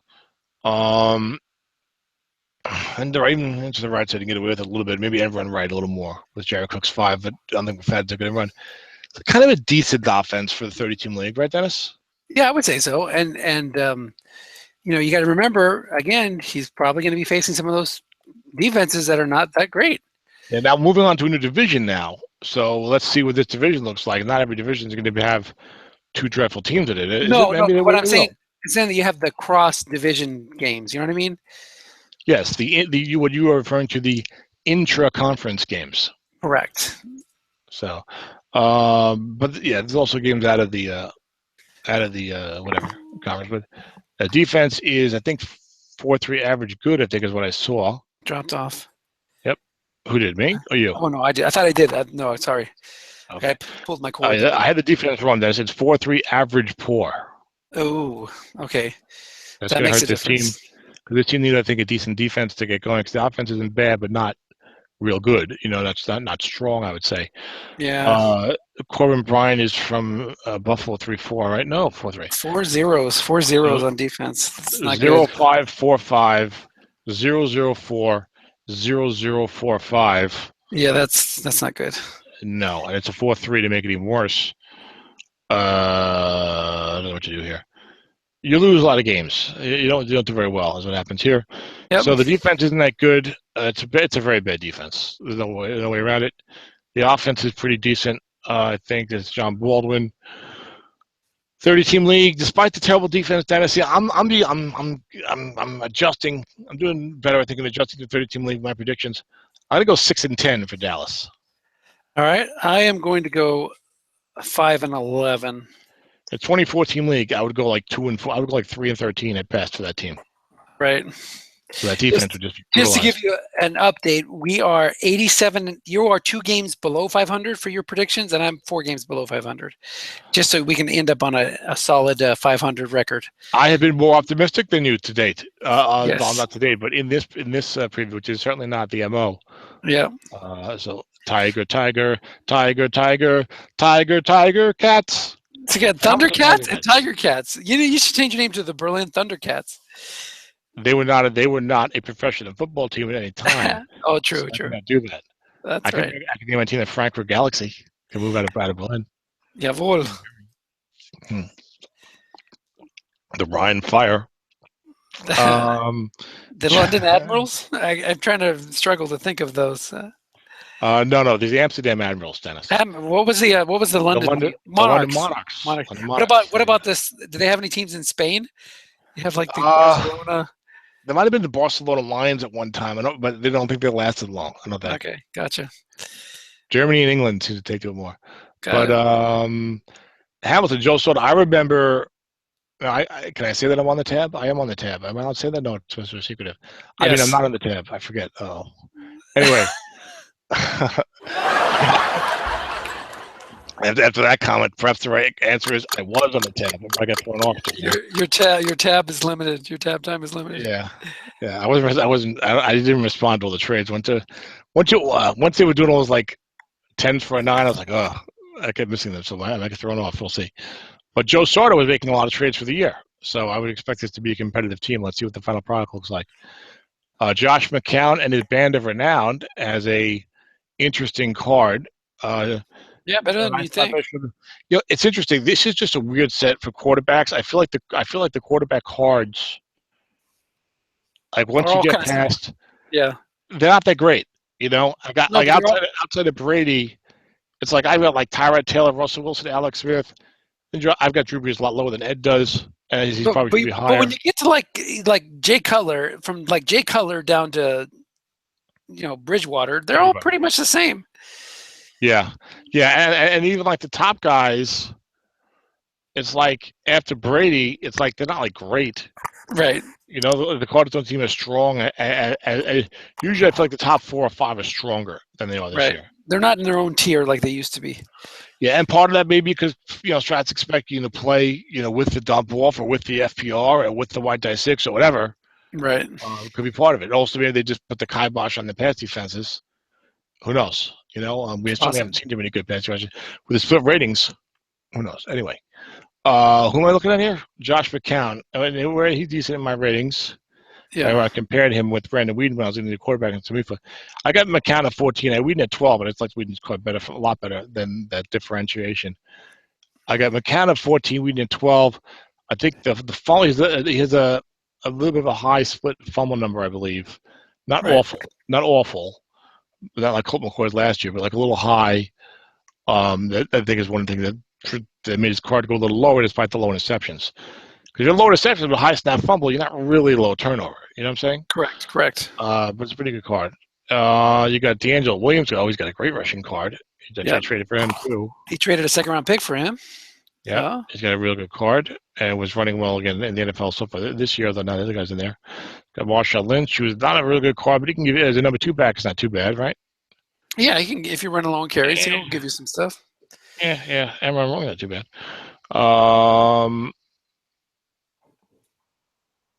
And then you got Doug Baldwin's real good. Alan Hearns isn't bad. Jack Doyle's not too good. No. Garrett Graham. You got 2 5s offensive line, 2 4s, and a 0. Again, a funky team, but that's the way it is. A 0-0 guard. You hate to start that, but what can you do? You can get someone who's better. Yeah, and he should have put Jahari Evans at left guard and left Zach Karen at right guard, especially when you play a 3-4.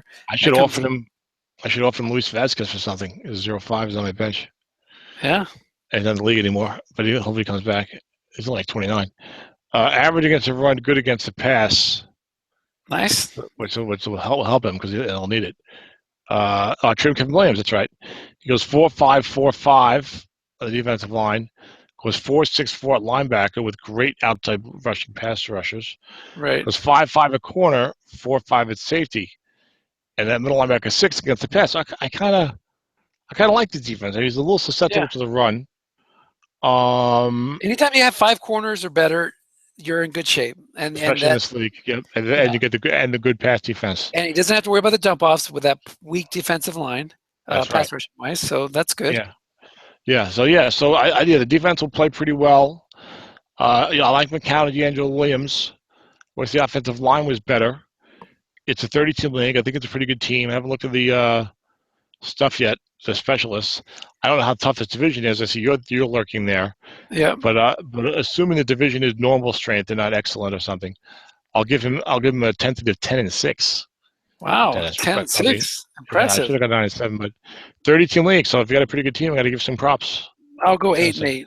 I'm going 8-8 for the Hamilton Patriots. All right, and the New Orleans Voodoo. That's Butch, Dennis, obviously, because John Fleur de Lis likes the Saints because they have a Fleur de Lis in the helmet. Exactly. Now you got it. Yes, it's John LaFleur. Butch's team, I think, was rebuilding. Maybe not. Oh, he's got Cam Newton. Oh, wow. NFL MVP quarterback, Dennis. Let's take a look at how good this card must be. Of course, it's probably one of the best ones in the set. Oh, my God. Oh, the humanity. Yeah, I have Cam like 31st in the set or something. So, Look, a lot of people look his stats are like, come on, 59.8 completed. Yeah, in the modern day, that's not that great. Without a great average gain and stuff, and so only 4.8 yards per rush.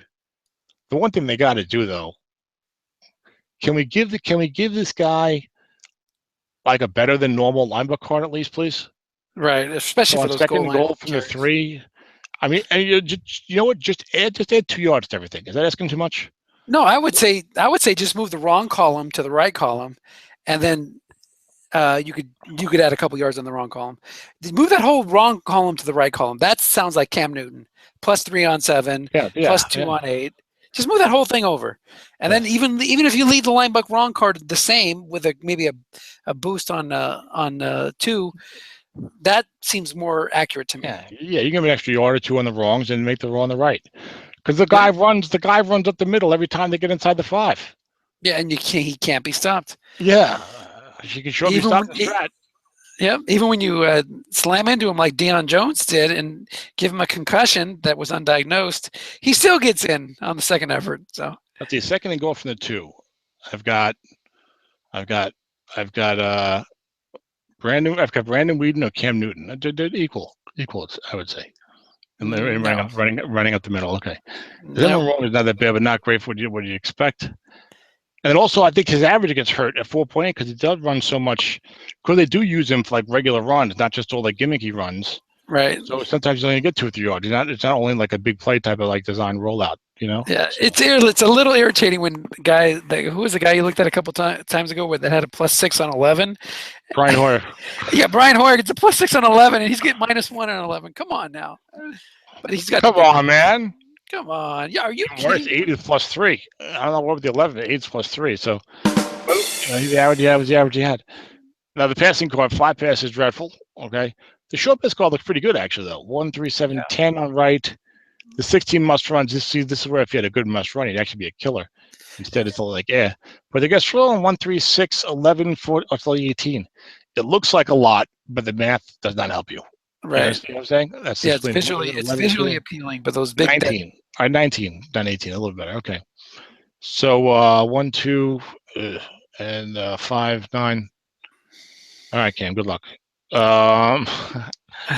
And Latavius Murray, I'm not going to bring up his card, but he's chunky and he's chunky without even having 2, 4, 10, and 12.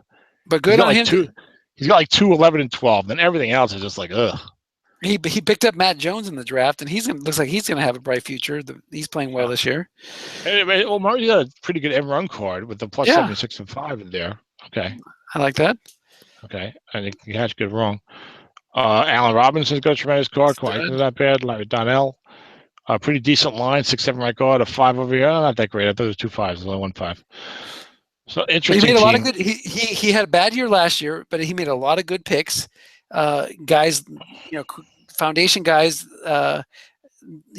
Mitch Morris was a guy that we liked him picking. Ali Marpet, he got in the second round. These are guys he drafted this year, not last year. Right, that's what I'm saying. This year, last year, whatever. So he made some picks this year that's going to solidify his team for the future. So, like you said, you got Allen Robinson last year. This year, you got Matt Jones, Ali Marpet, and Mitch Morris. Got Trey Turner last year. Okay, right. Now he's good again. Defense 3 for good. So he made a good trade for Derek Wolfe in last year's trading time. Okay. So he's looking good. It's 2-5 cornerbacks. Butch is a good GM in all these leagues. What is he? What is he? Good? Or you said good? Yeah, good. Absolutely. Yeah. Which makes the offense look a little better. So it's 5-6-6 on the line, 4-4-4-4 at linebacker, 5-5-5-5 in the secondary. Best overall secondary we've seen so far. Yep. And the 3-4 will help those linebackers who are a little weak. And nose tackle 6, and defensive end set 5. It's good. So it's a good defense.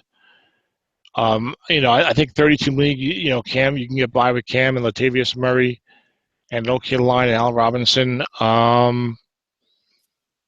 But the offense is still a little suspect. So maybe this is a real division. I'll give him 9 and 7 for now. Yeah, that's what I marked down, 9 and 7. And maybe we'll revise Hamilton down if Oklahoma is good, because I know your team is good. Oklahoma Outlaws. This is Sean Riley. Yep, and he does have a good team. All right. So the rest of the conference sucks, but this division is good. Yeah. Well, you know what I'm saying. No, they all have their strong teams, but they're not very deep. This is the division you were in last year, where you had 4 out of 5, 5 teams really good. Better. Yeah. Yeah. Well, yeah, Claude and Gary. Gary went 15-1 and Claude won the Super Bowl. That's all you need to know. And another guy had 10 wins. So 3 teams with 10 wins, and that was 500. But Oklahoma Outlaws, Andy Dalton's gonna. You see, Andy Dalton is weird. I look at this card and I say, man, I really like this Andy Dalton card. Yep. Look at this card. Looks real good. Right. And I don't know why with the math. I don't know what the hell it is with the math. It's the long pass. The long pass right is But not very good. He's number 9 in my rankings. Okay, it's not bad. I thought it was lower. Yeah, it has him at 9 as well. So both of you guys have him at 9. All right. But yeah, so it's a solid card.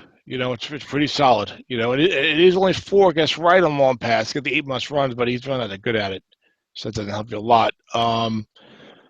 But he's got 10 units are wrong. 1, 3, 6, 9, 10. That's not too bad. Short pass looks pretty solid. The flat pass is good. You got Eddie Lacy, I think, has got a decent card. 4.1 average, 4 fumbles. That in card is nice, usable. Yeah, that's gets wrong though. Right there is hurting. Yeah. Then you get screwed. No. Yeah, Deion Lewis doesn't have the carries. Only 49 carries at a 4.8. And Asiata only 29 carries this year. It's not for him. It'll be next year for him. Receivers not great. So that's going to hurt him. Yeah, receivers aren't too good. Some good run blocking on the right side with the tight end 5 and 5-5 there. I like looking at the 30-team league and like stuff that like another. It looks more like an NFL team, that kind of thing. Yeah, the 2014 you'd be like, 5-5 over there. But here it's like, no, that's a good right side, 5-5-5. Right. I mean, it's solid in 2014, but here it's like actually like a nice thing to pump up his team as opposed to just it's pretty good, Yep. But how was the defense? The guys don't have to be as good for. They make more of an impact. You know what I'm saying? Right. Agreed. You don't have to be like 6-6-5 to have a good right side. It can be 5-5-5. So defense is good against the run, average against the pass. This is Sean Riley, right? Yep. Okay. He goes 4-6-5. Two. Yeah, maybe he made some cheap moves for the year, like picking up Schofield and Warlow. He didn't give a lot for those guys, so I helped them out. 4-6-5-5. So that's nice. 4-4-5 at linebacker, and then 4-4-4-5 at safety, in the secondary rather. I don't know. The good against the run is nice. I like that, especially with no dump off and a 4-3. I think that good run defense and a 4-3 will help you even more this year. 4-4-5 linebackers, so guys want to throw 5 of them, and they can take shots at the short pass defenders, and there's not a pass rush to even compensate for that, and he's only average. I think this defense is going to kind of struggle when he plays other decent teams. Anyone else with 500 or better? What do you think? That Dalton card is so strong though in the 30-team league. I gotta say 9-7. I think I'm just talking about the defense. Oh, the defense, yeah, you're going to struggle a little bit with average pass defense. But again, when you're average pass defense, it's like having the average looking girl in a squadron of soldiers. That just everybody else got poor or very poor. Average doesn't look so bad. As Dennis insults all the female members of our United States military. You know what I'm saying? I do what I'm saying. Training camp. So where'd you go down? You went 9-7 with this team? Yeah. I'm gonna go a little bit. I think. Let me see Dwayne Allen. Maybe he'll be the key. Dennis, 16 with catches only. So no, he will not be the key. Pass blocking isn't bad, but there's no dump off. They can run to the right with those 5s. Dalton. I'm gonna move Hamilton down to 7 and 9. You know what? I'm gonna pick this. You pick the Cardinals to underachieve. I'm gonna pick Oklahoma to have a little bit of disappointment. I'm gonna go 7 and 9 for the Outlaws. All right, fair enough. I think it's a tough division, and I think in this division he's gonna be hurt on defense. Doesn't have the running back carries to have enough of a complementary ground game and the receivers will let Dalton down, and you can double Dalton, I think. You can double this offense. Right. I think you focus in the passing game when you face this team and have success in slowing down their offense. And I think that Sean will be frustrated, and I'll go 7-9. Okay, fair enough. Well, 8-8 is probably fairer, but I can't overinflate everybody. The Seattle Seahawks, last team that we have to do, and then it takes care of his family, and hopefully come back for the other conference tonight. Okay. Okay. And the presidential debate is on, which I'm taping. I don't know if you watch those things, Dennis. I'm not that interested in tonight for some reason. I'm very excited for the first one, but the first one, the build-up view was like a Super Bowl, like, oh, Trump versus Clinton. How nasty are they going to be to each other? Right? Because it's not exactly two shrinking violets when it comes to kind of being tough in the political arena. And then the second one was only like 48 hours after the Trump video came out on the Billy Bush bus, which the networks had to be thanking Mr. Trump for that ratings boost. So you had to watch that one. And then tonight it's like there's nothing going on. I was like, hoping maybe Trump would like punch somebody in the face today or something to get the ratings up, Right. But I haven't heard anything yet. So I am taping it. I am taping it. But I'll watch it after we do all the strat stuff. All right. So the Seattle Seahawks. That is Mr. Dennis Crowley, and of course, the great Russell Wilson is your quarterback. It was quite, I think. I have him as like number 3 in the set. I think. What is that? I have number 3 in the set. Where does that have? It also has him. Oh, he has number 4. It's right behind Tyrod Taylor. Yeah, because he has Drew Brees a lot higher than I do, which is probably right. I'm not banking on my rankings. I have a lot of faith in them yet, but I'm trying it out and perfecting them as I go. It's early in the formula. But I think his card didn't seem as good to me as last year. Do you agree with that? Wilson's? No, I like it better. I like it better. Okay. The bomb is exactly the same. The flats is exactly the same, but the short's stronger. The must runs and the runs are a little bit weaker, but the card guessed wrong short is where it's a little bit better than last year's. And like you said, the whole set is like not as good. It's just like the sets. So he looks better. I got you. Like you said, when you have a bunch of ugly female soldiers honorably serving their country, and the one looks okay. Like you said, like Dennis Crowley said, not like I said. I really screwed that one up. I'm sorry. How about this? When you're spent three straight weeks in two-a-days in NFL training camps, and you go to the local bar in Wisconsin, if you're a Packer, those women start to look a little bit prettier. How's that? 3 weeks. I was in basic training for 8 weeks, and then in AIT for 2 months before I could reconvene with a member of the opposite sex. I'm talking about NFL players. That kind of training camp. 3 weeks. I had to wait 4 months. Okay. Anyway, but don't worry, Kaepernick. It's okay. We know you like our men and women in the armed services. There you go. But I think I like Russell's card last year because last year's running was dominant. True. Last year you had a dominant running card. And you were afraid of those Emerald. Look, the Emerald run is still good with the short gains. It's good. But last year's was scary, and then the 2 to 4 and the must run was like scary, and it would come up. It would come up in these games. So like this year, it's like okay, the flat pass looks good, the short pass looks good, but I mean, 2 to 7 plus 8 or more, only 2 to 4 plus 10 or more. Right. So I feel like the must runs are just not going to be as helpful as last year's. 4, 7, 11, 13, 11. It's still like 17 if you count the running in, so that's still good. It's probably more than that actually. So it's like 18 and a half. So actually, the short pass right is still going to be good. See when these guys, you can throw a short pass right, 1st and 10, 2nd and 10, and that's when they and the must runs are great. So what if you're doing a 10 yard? You get 6 yards or 8 yards. It's a good play for you. The short pass wrong 1, 3, 7, 12, still like 19. Was it last year's like 18? Big deal. Yeah. The long pass right 3, and then the 11. So the must runs like 8.5, maybe let's say, and then 3, 6, 10. So I think it's good, and we've already said, like you said, the pool is thin for quarterbacks this year. Not thin, but quarterback cards don't seem as good this year. So I just feel like his card is a little disappointing. I think I would even say. I think I was expecting it to be slightly better and a little worse than last year's, even though I have him number 3 in my rankings. But again, that's because this set just is not that strong for quarterbacks. Now you have Thomas Rawls, which I didn't realize. What's his health status, by the way? He's at least another 3-4 weeks away from getting back to where he's practicing again. If you're lucky, you get 5-6 good games out of him, then it's kind of hard for a running back, I think, unless it's like Adrian Peterson or Jamal Charles or somebody to suddenly take off. No, it's Christine Michael's job now, so he's going to have a hard time getting it back.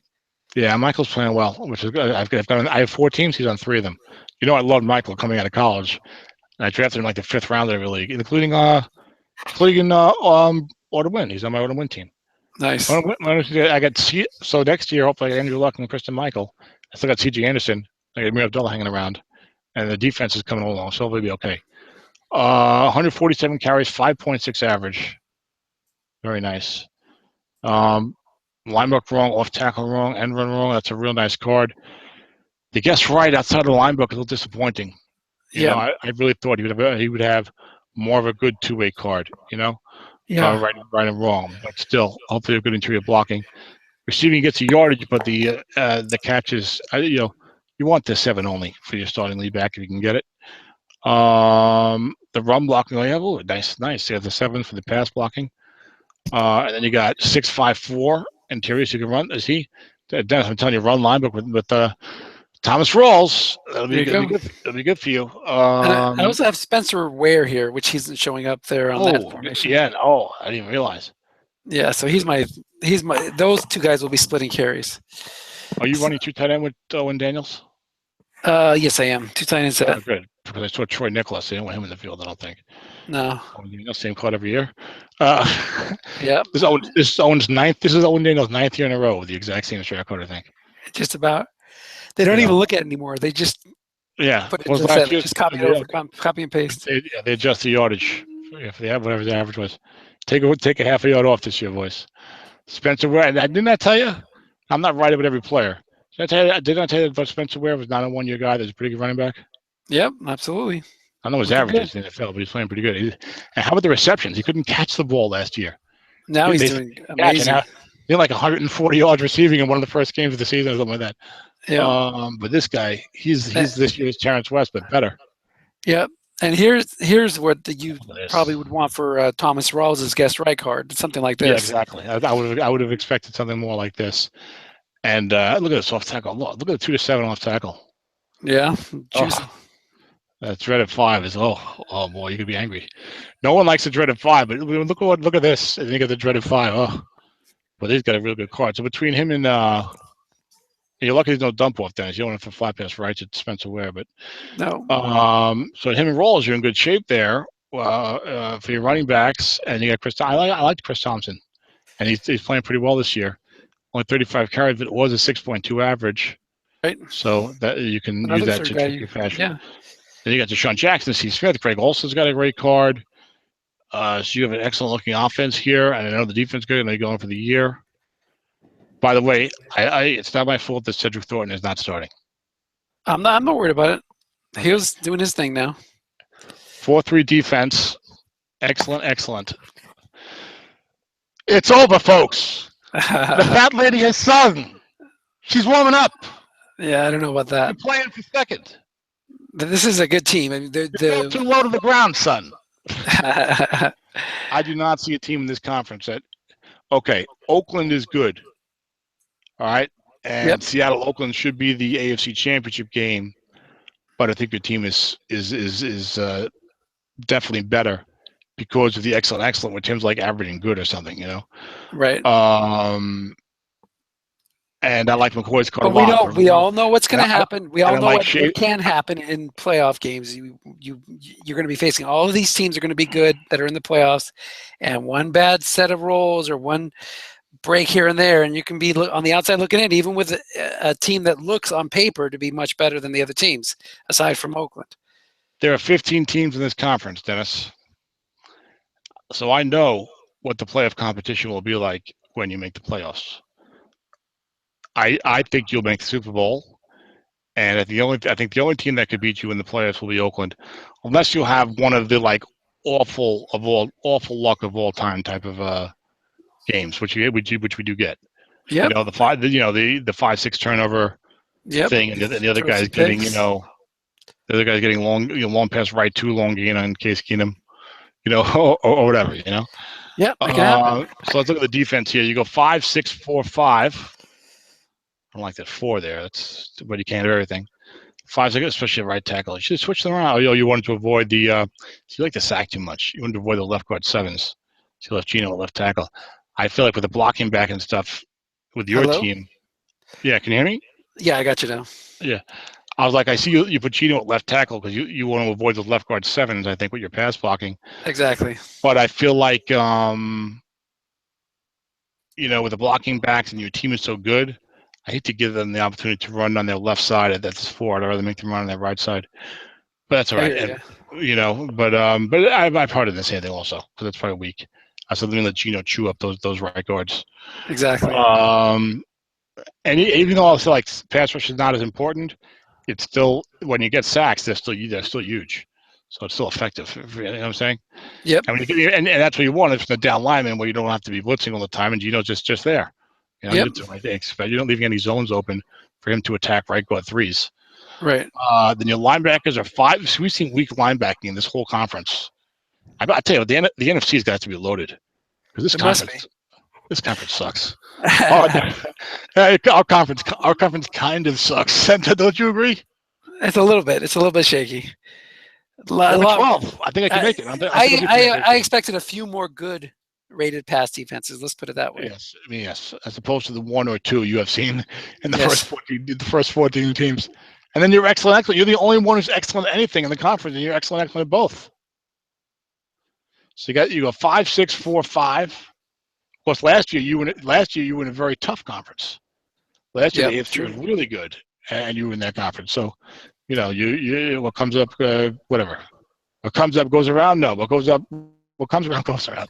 There you go. 5-6-5 at linebacker and 6-6-6 against the run. Hello, red zone. See, people overlook. Yes. People overlook the linebacker run containment in those red zone situations. And Dennis, touchdowns versus field goals so important in winning or losing games. And you were going to have goal line stops with this team this year because of 6-6-6. I saw it on a couple of we're all new to the split ratings. A couple of your 3-4 teams in the league where you had a good nose tackle, and you had late top linebackers who were like good against the pass but not against the run. And I was like, Dennis overlooked this, and that's one of the reasons I think I went for the 2-point conversion on you in that Thompson Super Bowl. Yes, it was good. Linebackers are not good against the run because on the line block with 2 linebackers, there's not much in the way of a nose tackle reading. Correct. But there's a lot in the way of linebacker reading. So if you've got a good interior blocking, decent backs guess right. If the guys get soft inside linebackers against the run, that's bad news. So if you're competing at 32 million, it's different. But if you're competing, try to pick up a backup guy who's a 0-5 or something could be helpful. Right. And they're at the goal line. Anyway, I love this linebackers. 5-6-5, 6-6-6 against the run, and you got pass rushing the outside with Hali and Von Miller. Then you got if only they got a corner 5 here, this team would be unstoppable. But you can't get everything. Yeah, I couldn't. I didn't feel like making it. I actually tried to see if I could get a cornerback 5, but everybody who has one is competing, or at least trying to compete for the playoffs. And the ones that didn't, the ones that you think you can make trades with, they just didn't have them. The guys that looked like they'd be selling just didn't have them. So your team does have a couple of chinks to the armor: 4-5 corner, and 6 is at safety. And you'll be helped because you can double on the 4. You could double with Hotley and slide Bobby out because people don't want to throw at Bobby, although he's got to help Karan Reed. But still do a lot of plugging and playing. Well, excellent. You could do a lot of standing around too. Yeah. Sometimes excellent is good just to stand around. Or you could double the 4 and stand around. It's probably not going to kill that 1 pass, no minute against a 5. Well, it's always nervous. So there's a couple of minor chinks in the armor. It's not like you're unbeatable, but it's a very, very strong team. I'd like to see what you got in the specials. I'm glad you don't have Sebastian Janikowski on your kick returns. You got Pac-Man returning punts. Number 1 is nice. And you know what? This year's set did not have the kick returners of like the Brandon Bolden and the Josh Cribbs last year. Right. So it's like for the most part, unless your guy is like unless 6 is like plus 32 or more, like you might as well have a scrub because everything's gonna be a touchback anyway. Right. When a field goal kicker, Travis Kuntz, 2-11, 2-11, 2-10. 2 to 8 and 12, which that was a little better. But again, you can't have everything. 2 to 3, 30-team league. Opponent kick returns very strong. Opponent punt return's not that great, but you got a good punter, so it's not too bad. And especially the specials are pretty decent, if not better. So I like this team a lot. I don't know who you're playing in the other conference before I pick your record. I should play. I'll be playing all the good teams. Let's see. Well, who are you playing in the conference that we don't know yet? Tampa Bay is Mike Ramos. Philly is Dave Szymanski. I don't think his team is that great this year. Houston is Nathan. I think he's improved, but still not great, right? Right. New England is Jeff Smith. I know he was pretty good last year. He has a solid team. So, okay. I'm going to go 15-1. I wanted to look at your outside. I want to look at the conference because I was thinking of going 16-0, but I'm going to go 15-1. I feel like you're going to run roughshod over the AFC. Oakland's the only team that can hang with you. None of these other teams have a chance against you. You got a solid quarterback. You got 2 good running back cards against wrong. You got good receiving targets. You got good pass blocking. You got strong run blocking. You don't blocking back 5 in the bench, do you? No. All right, you got pretty good run blocking. You're excellent on defense. You got some pass rush. You got some flexibility. You got the linebackers in a 4-3. I wish the left corner was a 5. Then I'd feel like probably 16-0. I'm gonna go 15-1, and I'd be astonished if you're not hosting the AFC Championship game. Well, thank you. I appreciate that. I'm gonna go 14-2. There's gonna be a couple games where things just don't go right, and I'm not counting on an undefeated season. Those don't really work out for me so far anyway. So I'll go 14-2. But that means that I'm 10 games over and you're 14 games over. So do we want to balance out a little bit, or do you want to just leave it like that? I'm not gonna leave it. I got to leave it until we get through the other conference. Okay, let's do that then. Okay. I'll make the bad teams all 0-16 over there. And I know, Dennis, you went over on this. Are we going to pick our AFC playoff team real quick? Okay. All right, so division winners, I know we don't do East Central West, but it doesn't say it here, so I'm going to say East Central West, whatever, or 1, 2, 3. Division 1, I'm going to say I think I've got the Rams beating the Cardinals a 10-6 tiebreaker, right? So I got the Rams winning that division. So my division winners, I think I picked. Tell me if I'm right. You have two 9-7 teams in the other division too. The Cleveland and Saints. You have. Oh, that doesn't matter though. 13. Yeah, you're right. That's what I thought the wild card. Yeah, but the division winners, I got the Rams, the Raiders, and Seahawks as my division winners, right, Dennis? Yep. So the old. And I like West the Raiders and Seahawks a lot as my division winners. I think they'll definitely win those divisions, pretty much. Who do you have as your division winners? I have the Chargers, Raiders, and Seahawks. All right, then we get 3 wild card teams, right? Yep. I've got I got the Cardinals at 10-6, right? Yep, you do. So that's one of my wild card teams. Do I have any other 10-6 teams? Maybe the Saints or somebody? You have 2 9-7 teams. Oh, you do have Hamilton. You have as 10-6. All right, so I got the Cardinals as a 10-6 wild card. I got Hamilton as a 10-6 wild card. I have no one else 10-6, right? Yeah, then you have a big tiebreak at 9-7 between 4 teams. Which one? San Diego, Cleveland, New Orleans Saints, and New Orleans Voodoo. I'll give it to I'll give either Gene or Paul. I'll give it to I never want to bet against Paul, but I'll give it to the Saints. I think I remember liking his team and feeling like maybe they're better than 9-7. So I'll give it to the Saints. So my wild card would be the Cardinals, the Saints, and Hamilton. Okay, and mine are the Saints, the Rams, and then I have some 9-7 teams to break ties with, and I'll go with the Voodoo. My tiebreaker team. All right, and I like the Seahawks to win this conference. I have a feeling that there might be an upset. Maybe the Raiders will get upset, and someone else will make the conference championship game. But I'll go Seahawks. I'll go Seattle, Oakland. Those 2 teams are too strong, and those 2 coaches are too good for me to pick an upset. So I'll go Seattle, Oakland for the conference finals, with Seattle emerging as the conference champion. I'll go Seattle over Oakland too, just because I gotta win sometimes. This is it, man. I really sold out, and I hope that that both of our predictions are right. But we'll see. It's a long way to go, and a lot of things can happen. And that's our AFC wrap-up for Autumn Wind season preview 2016. And hopefully we'll be back later tonight for the NFC, if not tomorrow. But it'll be soon. All right, guys. Take care. Everybody.